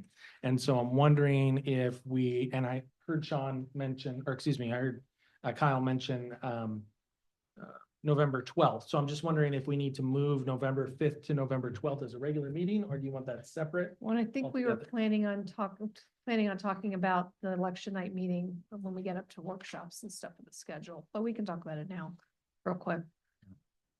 So yeah, there is a proposal on this draft budget timeline to move that November 5th meeting to either November 4th or November 6th. Okay. In addition to potentially calling for a special meeting on November 12th. Okay, got it. Thank you. Okay. All right. All right, next up, we are up to resolutions. Resolution 24-264. Kelsey, you're up. Resolution number 24-264, a resolution of the City of Liberty Lake adopting the public engagement plan for the 2026 periodic comprehensive plan update. Okay, do we have a motion and a second for support of this resolution? Mayor, I'll make a motion to move resolution number 24-264. Second. I have a motion and then a second by Councilmember Dunn. Any further council comments on this before I go to citizen comments? No? All right, so if there's any citizens here in chambers or online who'd like to make any comments or give some input on this resolution, please go ahead and raise your hand here in chambers or let our meeting host know. I'm assuming we have nobody online.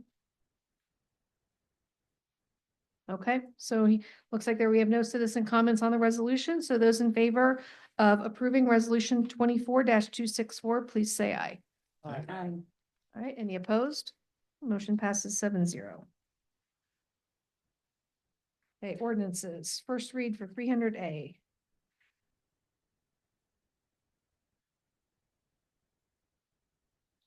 Ordinance number 300A, an ordinance amending ordinance number 300 passed by the City Council on December 5th, 2023, entitled An Ordinance of the City of Liberty Lake, Washington, adopting a budget for the period January 1, 2024 through December 31st, 2024, appropriating funds and establishing salary schedules for established positions. Perfect.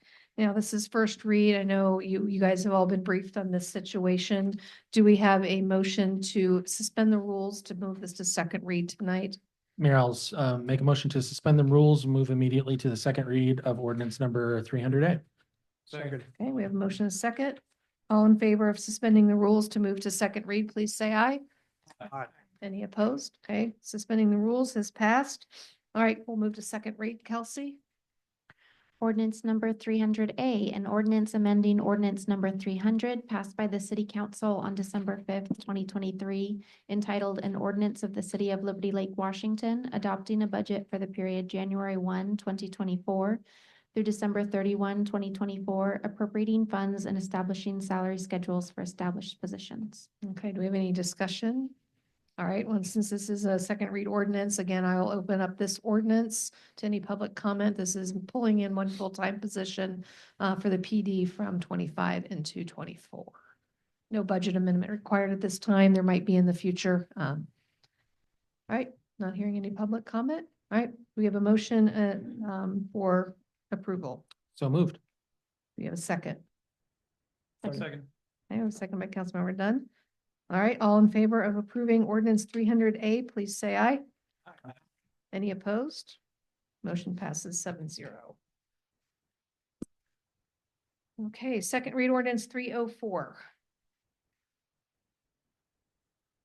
Ordinance number 304, an ordinance of the City of Liberty Lake, Washington, adopting the Liberty Lake Stormwater Management Plan.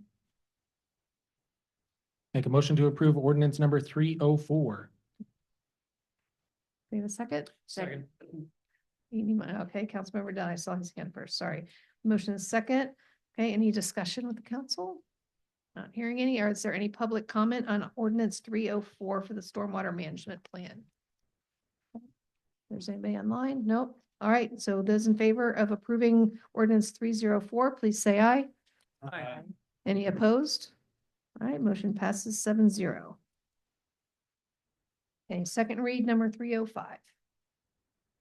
Ordinance number 305, an ordinance of the City of Liberty Lake, Washington, amending the City of Liberty Lake Development Code and the River District Specific Area Plan Development Regulations. Okay, do we have a motion? Oh, Okay, go ahead. Dan. I move ordinance number 305. Second. Okay, flip flop my notes here, you two. All right, we have a motion and a second. Any council discussion? Go ahead. Councilmember Van Orman? This would be for Lisa. We had talked about, the vicinity next to our wellheads. I'm wondering with the commercial area right there by the river, if we should be implementing the same thing on this. So, in the River District, it is, a gas station is not considered a conditional use. Okay. So that's why you don't see the same regulations there. These were the conditional use standards. That being said, it is something that is still looked at through the environmental impact statement. Just wanted to make sure that we were protecting our waterways. Absolutely. Okay. Great, we had another hand. I think Councilmember Kennedy and then Oh, Kurtz. no, go ahead. Okay, Councilmember Kurtz. I just wanted to note that I'm going to vote opposed to this resolution, and the reasoning why. When we had our public hearing, one of the things that was talked about was whether this was necessary. And while I think the rest of the council agrees that it was necessary, I do not. I heard Lisa say that passing this resolution was not a deal breaker for any proposed rumored development that would come forward. And I know that I'm in the minority in this, but I also respect that the community has had concerns about this, and I want to make sure that their voice is represented with the vote tonight. Yep, thank you. Councilmember Kennedy. Thank you, Mayor. I also will vote no for this because I really have concerns on how this whole thing came about. You know, I would have liked to have seen it could have been split up with Top Golf, what we're doing there, and also with the pumps. Top Golf came to us and said, this is what we're interested in doing, but it would be helpful if you could do this. And there was a collaborative effort there that we're working to encourage business to come to town. Now we have a situation to where the unknown, but everybody knows, but yet we can't talk about it. But obviously there's been negotiation and stuff going on to encourage them to come here. Now, Lisa, with her organization or with her group and stuff, she cannot start telling us who's applying because there's a lot there. I've never had a challenge with that. The challenge comes when we start saying, oh, person is coming here, and if we do this, then we're probably going to get them to come here. So what I did out of curiosity is that thinking that, okay, we're going right now is a maximum of 8 pumps. And I believe with the city is that how we ended up with 8 pumps, when we probably did traffic study and stuff to realize that's probably the amount of traffic that the roads could handle in that particular area. Now we're talking about changing to 12. What I did is out of curiosity, I started traveling with about 50 miles here to go to every gas station I could find, started looking at pumps. So I thought, as I mentioned earlier, I need to get enough information that I can make a logical decision or not. What I found was that Walmart in Coeur d'Alene has 6 pumps. And they have tremendous traffic that is there. Nom Nom in Bigelow Gulch has 8 pumps, and that's a fairly new one, and they're tremendous traffic there. Maverick on Sullivan has 6 pumps, and they have 2 pumps for trucks, of which we can't have on it. Costco in the Valley has 8 pumps. Now, each of these would represent 2 cars, so that'd be 16 cars. Costco in Coeur d'Alene has 8 pumps on it. My concern is that I hope they do come here. I hope we get the revenue off of that. I really do. But I'm concerned about the traffic. And the traffic to me is going to be the difference between, I don't know what's going to be the difference between 8 pumps and 12 pumps. But I know that we put a lot of time and effort into thinking that 8 pumps is sufficient, and it seems like it is for the majority of the businesses that are there. So I do also want to point out that Costco on the north side had 15 pumps. Now, I'm sure individuals will look at that and say, oh my God, we're only talking 12, and they got 15 there. If you drive up there, there's no school anywhere around, and there's no residential. It's sitting completely by itself. And they've got 15 pumps there. Now, as growth is probably going to affect them, but they have no one around them. We have a school across the street, and so I wish it was split because I'm in favor of Topgolf, but I'm not in favor of how it came about to go to 12 pumps. And also the idea of traffic, I'm voting no. Real quick, Councilmember Ball and Mayor Pro Tem, I did just have a quick side conversation with Sean. It is possible to take these 2 votes separately. He can help guide us through that. But we'll go ahead and take comments before we. Not a vote separately. It would be removal of, you can remove something from the ordinance for consideration. So it'd be a motion to remove a portion of it. Okay, so let's take comments and then we can kind of walk through it, because I know we have some citizens as well who want to speak. Go ahead, Councilmember Ball. That was kind of what was on my mind because we had discussed these 2 things separately, and then all of a sudden they're together in one ordinance, so that. Well, bothered me. because it's one change instead of. Yeah, Well, yeah, it's all part of the same. Yeah, for the ordinance, yeah. development code, but yeah, we discussed them separately. Right, So- understood. Okay, Councilmember Carr, Mayor Pro Tem. Well, for the sake of this issue and any other issue, I think we need to get particular businesses out of our mind. It's a really dangerous practice to approve or reject zoning changes based on the notion that it could be this business or it could be that business, or we want this business or we don't want that business. And my fear is that we are saying yay or nay to this based solely on the idea that it's going to be this one business that's been talked about online and nothing else. And so I kind of wish that wouldn't have even come up, because I think it's clouding our entire judgment on this particular issue. The issue before us is whether it's 2 issues, Right. but the issue that is in dispute is whether to expand to a certain number of pumps. That's it. It's not whether this business is coming, whether traffic is going to be a mess or anything else. The issue before us is only the pumps and the Topgolf thing. But Well stated. Well, That thank is exactly right. Councilmember Spencer. Well, I'll just add to that. It's not just simply the number of pumps, but it's the reason why it was brought up is because it would be fueling stations as an accessory use. Currently, if Safeway or Yokes wanted to add gas pumps in their parking lot, they cannot do that within the current code. So that was why the planning commission put this together to address a need that hadn't been addressed previously. So it's not just simply a number of pumps, but the fact that it's a fueling station as an accessory use. Thank you. Lisa, before we go to citizen comments, would you like to add, is there anything you'd like to add?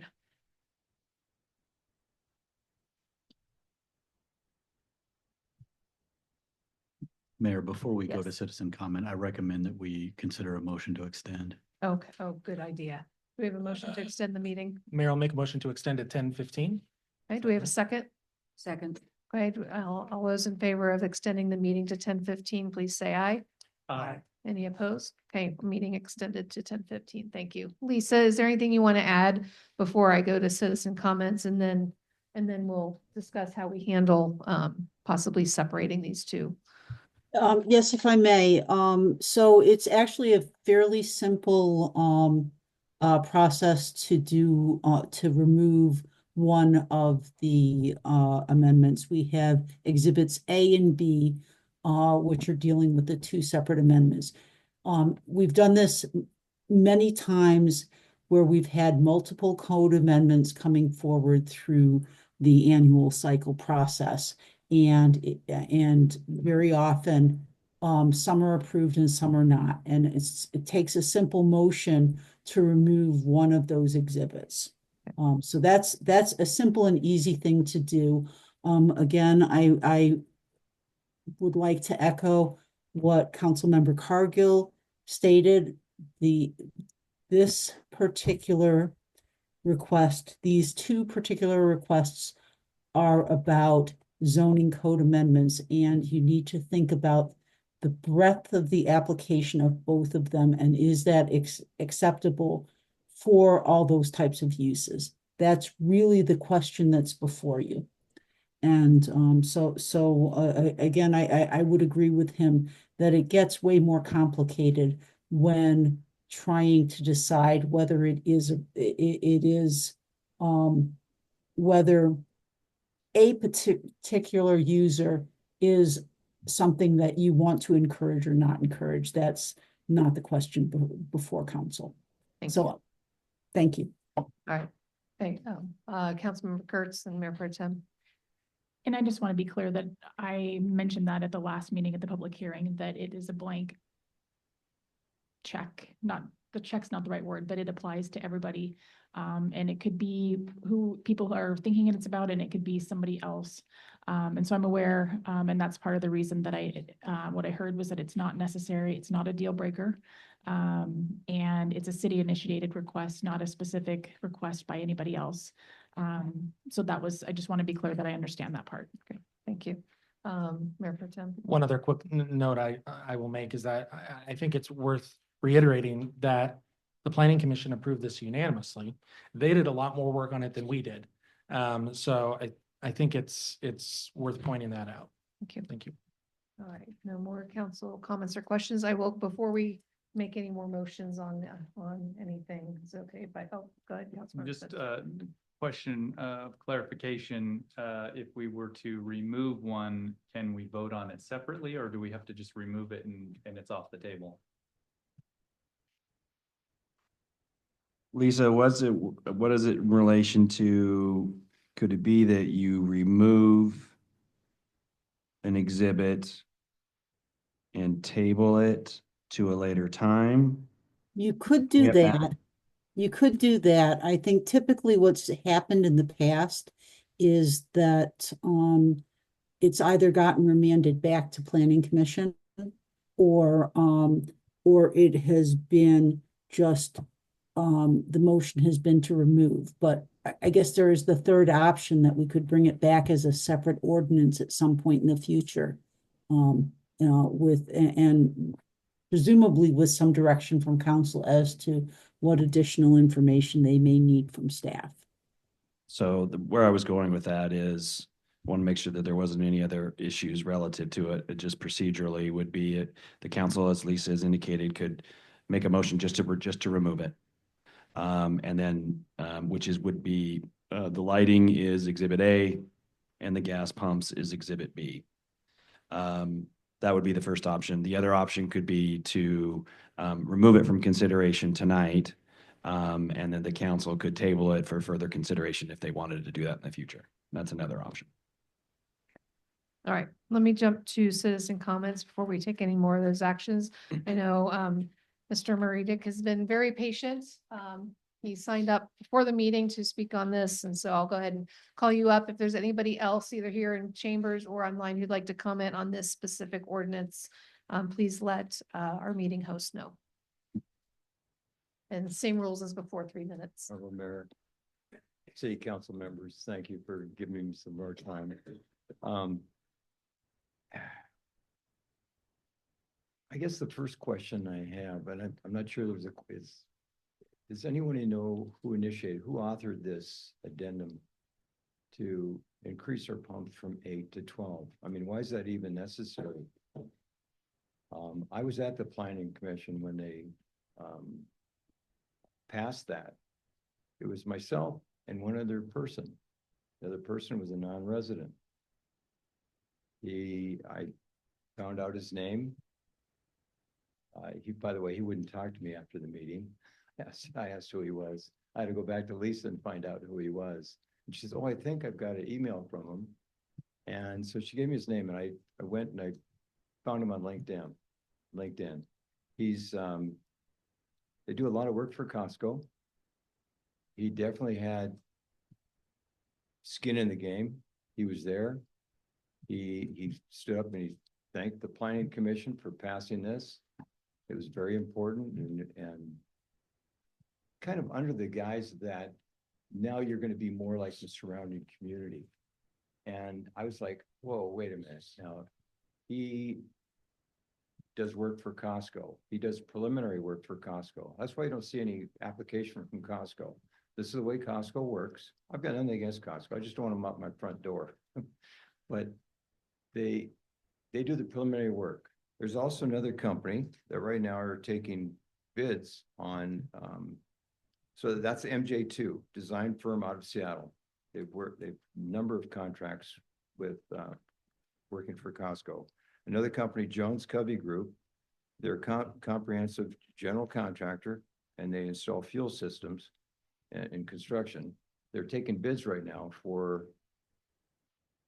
the building in Liberty Lake for Costco. You know, it's all preliminary, we know, and we know the proposed site is going to be right across from the high school. And my concern is, and I think, you know, from our transparent meeting is that I've had a chance to talk to a lot of my neighbors and half of them are like, oh, who cares? The other half is like, no, Costco's not going to be here. We've talked to people. We've talked to people in the council. We've talked to our mayor. They're not going to be here. We have no application from them. We haven't seen Costco on anything.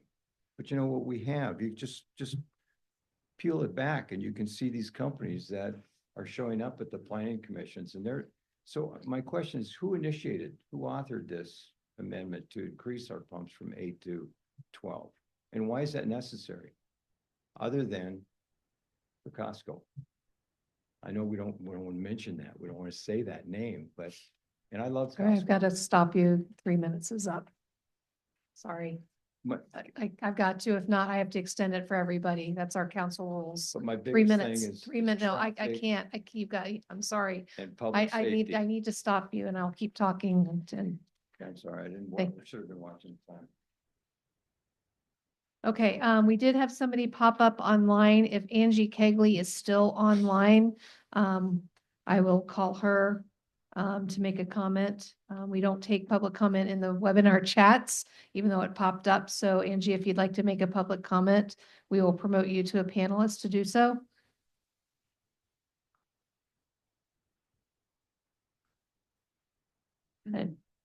Yes, hello. Hi. Hello. Just real quick, just rules of engagement. So 3 minutes. There's no back and forth with the council. It's strictly comment. And please let us know if you are a city resident or not. Yes, I am a city resident. Great. Go ahead. I just wanted my voice, my opinion to be heard that it just seems unnecessary to increase the gas pumps unless there was an ulterior motive there.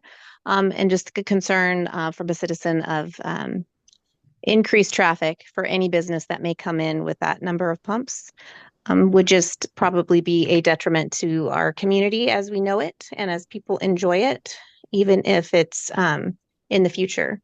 And I just wanted that to be known. That's all I have to say. Thank you very much. All right, is there anybody else online or in chambers who would like to comment on this ordinance? Okay, not hearing any. All right, so we'll go back to, so I guess,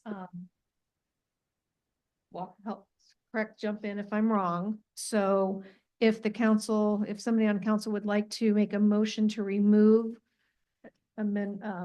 Exhibit B, which has to do with the gas pumps, that would be, we would need a motion, a second, discussion and vote whether or not to remove that from the ordinance. Correct? Okay. I'll make the motion to remove Exhibit B from the ordinance discussion tonight. Great, thank you. I'll second that. Okay, we have a second by from Councilmember Ball. All right, any discussion?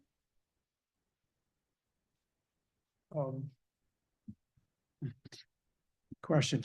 Yes. We're gonna vote to remove it. When would it come back? At this point, it would just be removal. That was what the motion was. No, or just be removed completely? Unless there's amendment. Okay. All right, so are there any other questions or comments on the motion to, yes, go ahead. Can I make a motion to amend the motion to bring it back on the October first meeting? Okay, we have a motion to bring this back. Should it, yeah, to bring this back on. Is that right? Yeah, is that right? Okay, do we have a second to bring it back on October 1st? Second. Okay, we have a motion and a second, so we will be discussion and vote on the amendment. So is there any discussion or questions on the amendment only? The amendment to the amendment. So this vote and discussion is on whether or not to bring this back for further discussion on the 1st of October. No, let me clarify for you. These are always fun. It's a motion to amend the removal with a discussion occurring on the first. Okay. What he said. You got that, Kelsey? Okay. All right. All right, so if I, go ahead and Councilmember Question. Kennedy. Council. That fails. Then what happens to Annie's? We go back to the original. You go back to Very vote good. on Thank Annie's you. motion. Thank you for the clarification. Want to make sure everybody's clear, like, Yeah. questions, because it's muddy, Do I need to get my dinosaurs out? right? Yeah. Jurassic Parliament, Councilmember Dunn. Not to interrupt, but I move that we extend the meeting end time to 10:30. So we have a second, motion and a second. All in favor of extending the meeting to 10:30, please say aye. Aye. Any opposed? All right, we're extended to 10:30. All right, so if there's no further discussion on the amendment to bring it back, to remove and bring back on the 10th, please say aye. On the 1st, holy cow, October 1st. All those in favor of the amendment, please say aye. Chris's. The amendment of the amendment. Yes, the amendment of the amendment. So this is about discussing it on the first? Discussing it again on. Go the ahead, 1st. Sean, I'll just say it again. So Chris's amendment is to modify Annie's motion to remove it. It will mean that it is removed but discussed. So you're just essentially tabling it for further discussion on the first. To that, it's back to my amendment, which was to remove it. So if you vote in favor of it, we'll discuss it again if you vote.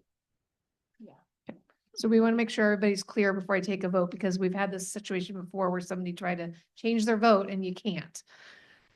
Okay, are we all good? All right, those in favor of Mayor Pro Tem's amendment, please say aye. Aye. Okay, okay, we have 1, 2, 3. Okay, those opposed? 3, 4. Okay, so the amendment to the amendment fails. So we are back to discussion and vote on removal of Exhibit B with regards to the gas pump increase, correct? Yes. Okay, any further discussion on that?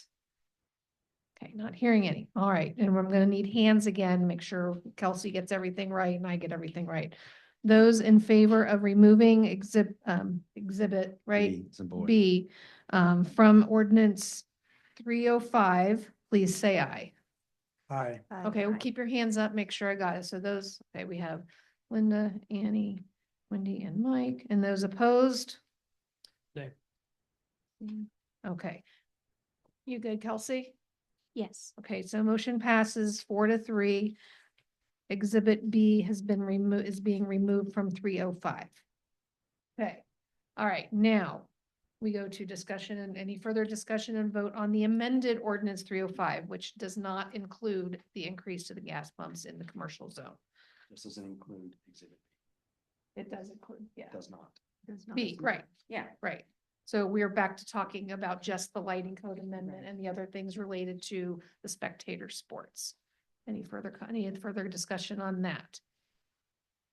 Okay, Real quick question, Jen. yes. I seconded this, but now I may be opposed. So, because we changed it. You're fine. Okay. Sure. Yes. Okay. All right. Okay, so we are voting only on whether to approve the requests from Topgolf with regards to the lighting code amendment. Does not affect anything to do with the gas pump request. This is strictly, so you're voting on this, consider it in its own entity without considering the other stuff. All right, those in favor of approving ordinance 305, which includes only exhibit A for the lighting code amendments and other things associated with the spectator sports, please say aye. Aye. Okay, any opposed? All right, motion passes 7-0. Okay, all right, so we have a past amended 305. Next, 3B. Madam Mayor. Oh, hold on, we we're gotta on we gotta, to 4A. 4A. 4A? Yeah. that's I move E. ordinance 4A. Oh, that's right, because we removed D. Thank you, sorry, it's getting late. Second. Okay, we have motion and a second, but Kelsey needs to read it Oh, first. that's fine. Ordinance number 4A, an ordinance of the City of Liberty Lake, Washington, repealing ordinance number 4, establishing a general fund petty cash account for the City of Liberty Lake for the purpose of making minor authorized disbursements. Okay, we have had a motion and a second, all in favor of, citizen comments, we're repealing 4A, which is no longer necessary because it is included in the financial policy. All right, not hearing any, all those in favor of approving ordinance 4A, please say aye. Aye. Aye. Any opposed? My motion passes 7-0. Kelsey, next. Ordinance number 8B, an ordinance of the City of Liberty Lake, Washington, repealing ordinance number 8 and ordinance number 8A, providing for the monthly payment of the salaries for mayor, city council, and staff members. Okay, do we have a motion and a second? Madam Mayor, I move 8B. Second. Second by Council. Okay. All right. Has any comments on repealing 8B again? Yes. Oh, sorry. Ms. Just, Jen. I was just gonna say this, just real quick, this is the result of the work of your favorite ordinance review committees. With input from staff. Yeah. So exactly. yeah, again, old ordinance covered by other things at this point. So any other comments from council? Any comments from the public on ordinance 8B? Not seeing any. All right, all those in favor of approving ordinance 8B, please say aye. Aye. All right, any opposed? Not hearing any, motion passes 7-0. Ordinance number 9A, an ordinance of the City of Liberty Lake, Washington, repealing ordinance number 9, establishing city holidays. We have Make a motion to approve ordinance 9, thank you, 9A, the repeal of ordinance 9A, I beg your pardon. No, it is 9A. Oh, I'm sorry, Is the 9A, repeal. thank you. Okay, 9A. so, all right, we have a motion and a second for support of ordinance 9A. Any council questions? Again, another one, this is now covered in the personnel manual. Any citizen comments? Not hearing any. All those in favor of approving ordinance 9A, please say aye. Aye. Any opposed? Motion passes 7-0. Ordinance number 11A, an ordinance of the City of Liberty Lake, Washington, repealing ordinance number 11, providing for small contract authorization. Motion to approve ordinance number 11A. We have a second? Second. Second by Councilmember Dunn. All right, council questions. Another one, this is covered in the financial policy now. Okay, any citizen comments? All right, not hearing any of those in favor of approving 11A, please say aye. Aye. Any opposed? All right, motion passes 7-0. And we have no emergency ordinances. Introduction of upcoming agenda items. You got your workshop schedule in front of you. At this point, do we want to talk about and make a motion to move the November, what was it, the 5th, on the 5th meeting to the 4th or the 6th. 6th? Do I have that date right, Mark? It would either be the 6th or the 4th, so you could, yes, if you motioned at the 6th, yes. Okay, Anyone have a preference? I would love the 4th. 4th is what, Monday? Yeah. All right. Okay, does somebody want to motion? I'll make a motion to move general meeting on November 5th to November 4th, Monday. Second. And we have motion and a second by Councilmember Kurtz. Any questions, comments? Hearing any, those in favor of moving the first meeting, regular meeting in November to Monday, November 4th, please say aye. Aye. Any opposed? All right. Motion passes 7-0. Okay, great. All right, so we've got, we're done with everything on the 17th. We've got a lot done tonight. October 1st workshops, dedicated funding source for art, capital facilities plan, review of camping ordinance on the 15th, November 5th, legislative priorities. Other ones that we need to follow up on, and obviously we will continue to have our, adjust our schedule as needed for additional meetings for the budget. Councilmember Ball. Yes, I would like to get, excuse me, Town Square on this list for a future workshop because it is in the capital project plan right here, and we've been putting it off for months, So just as clarification, so we have the facilities master plan, we have the town square master plan, we have the sidewalk master plan, they are all in the facilities plan, those all need to work together. And so it's premature to start on town square if we haven't started the other discussions. Mark, you want to add anything? Yeah, Those will by virtue of the capital facilities plan end up with a workshop, Councilmember Paul.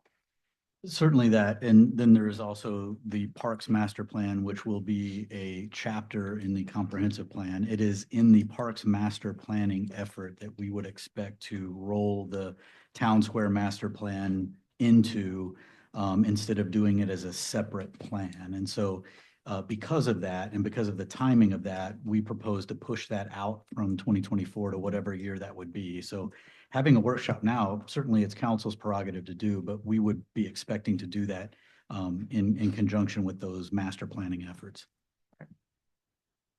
Okay, anybody else? Mayor Pro Tem. This isn't for our future consideration, but I do just hope that the Community Engagement Commission will do another town hall. I got like 3 or 4 requests to do one in November or something. So if you guys can pull it off that quickly, please do it. All right. Providing it's catered. And bring your Tupperware. Councilmember Kurtz.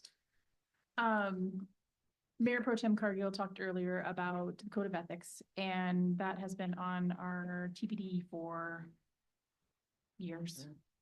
And I would like to work on that.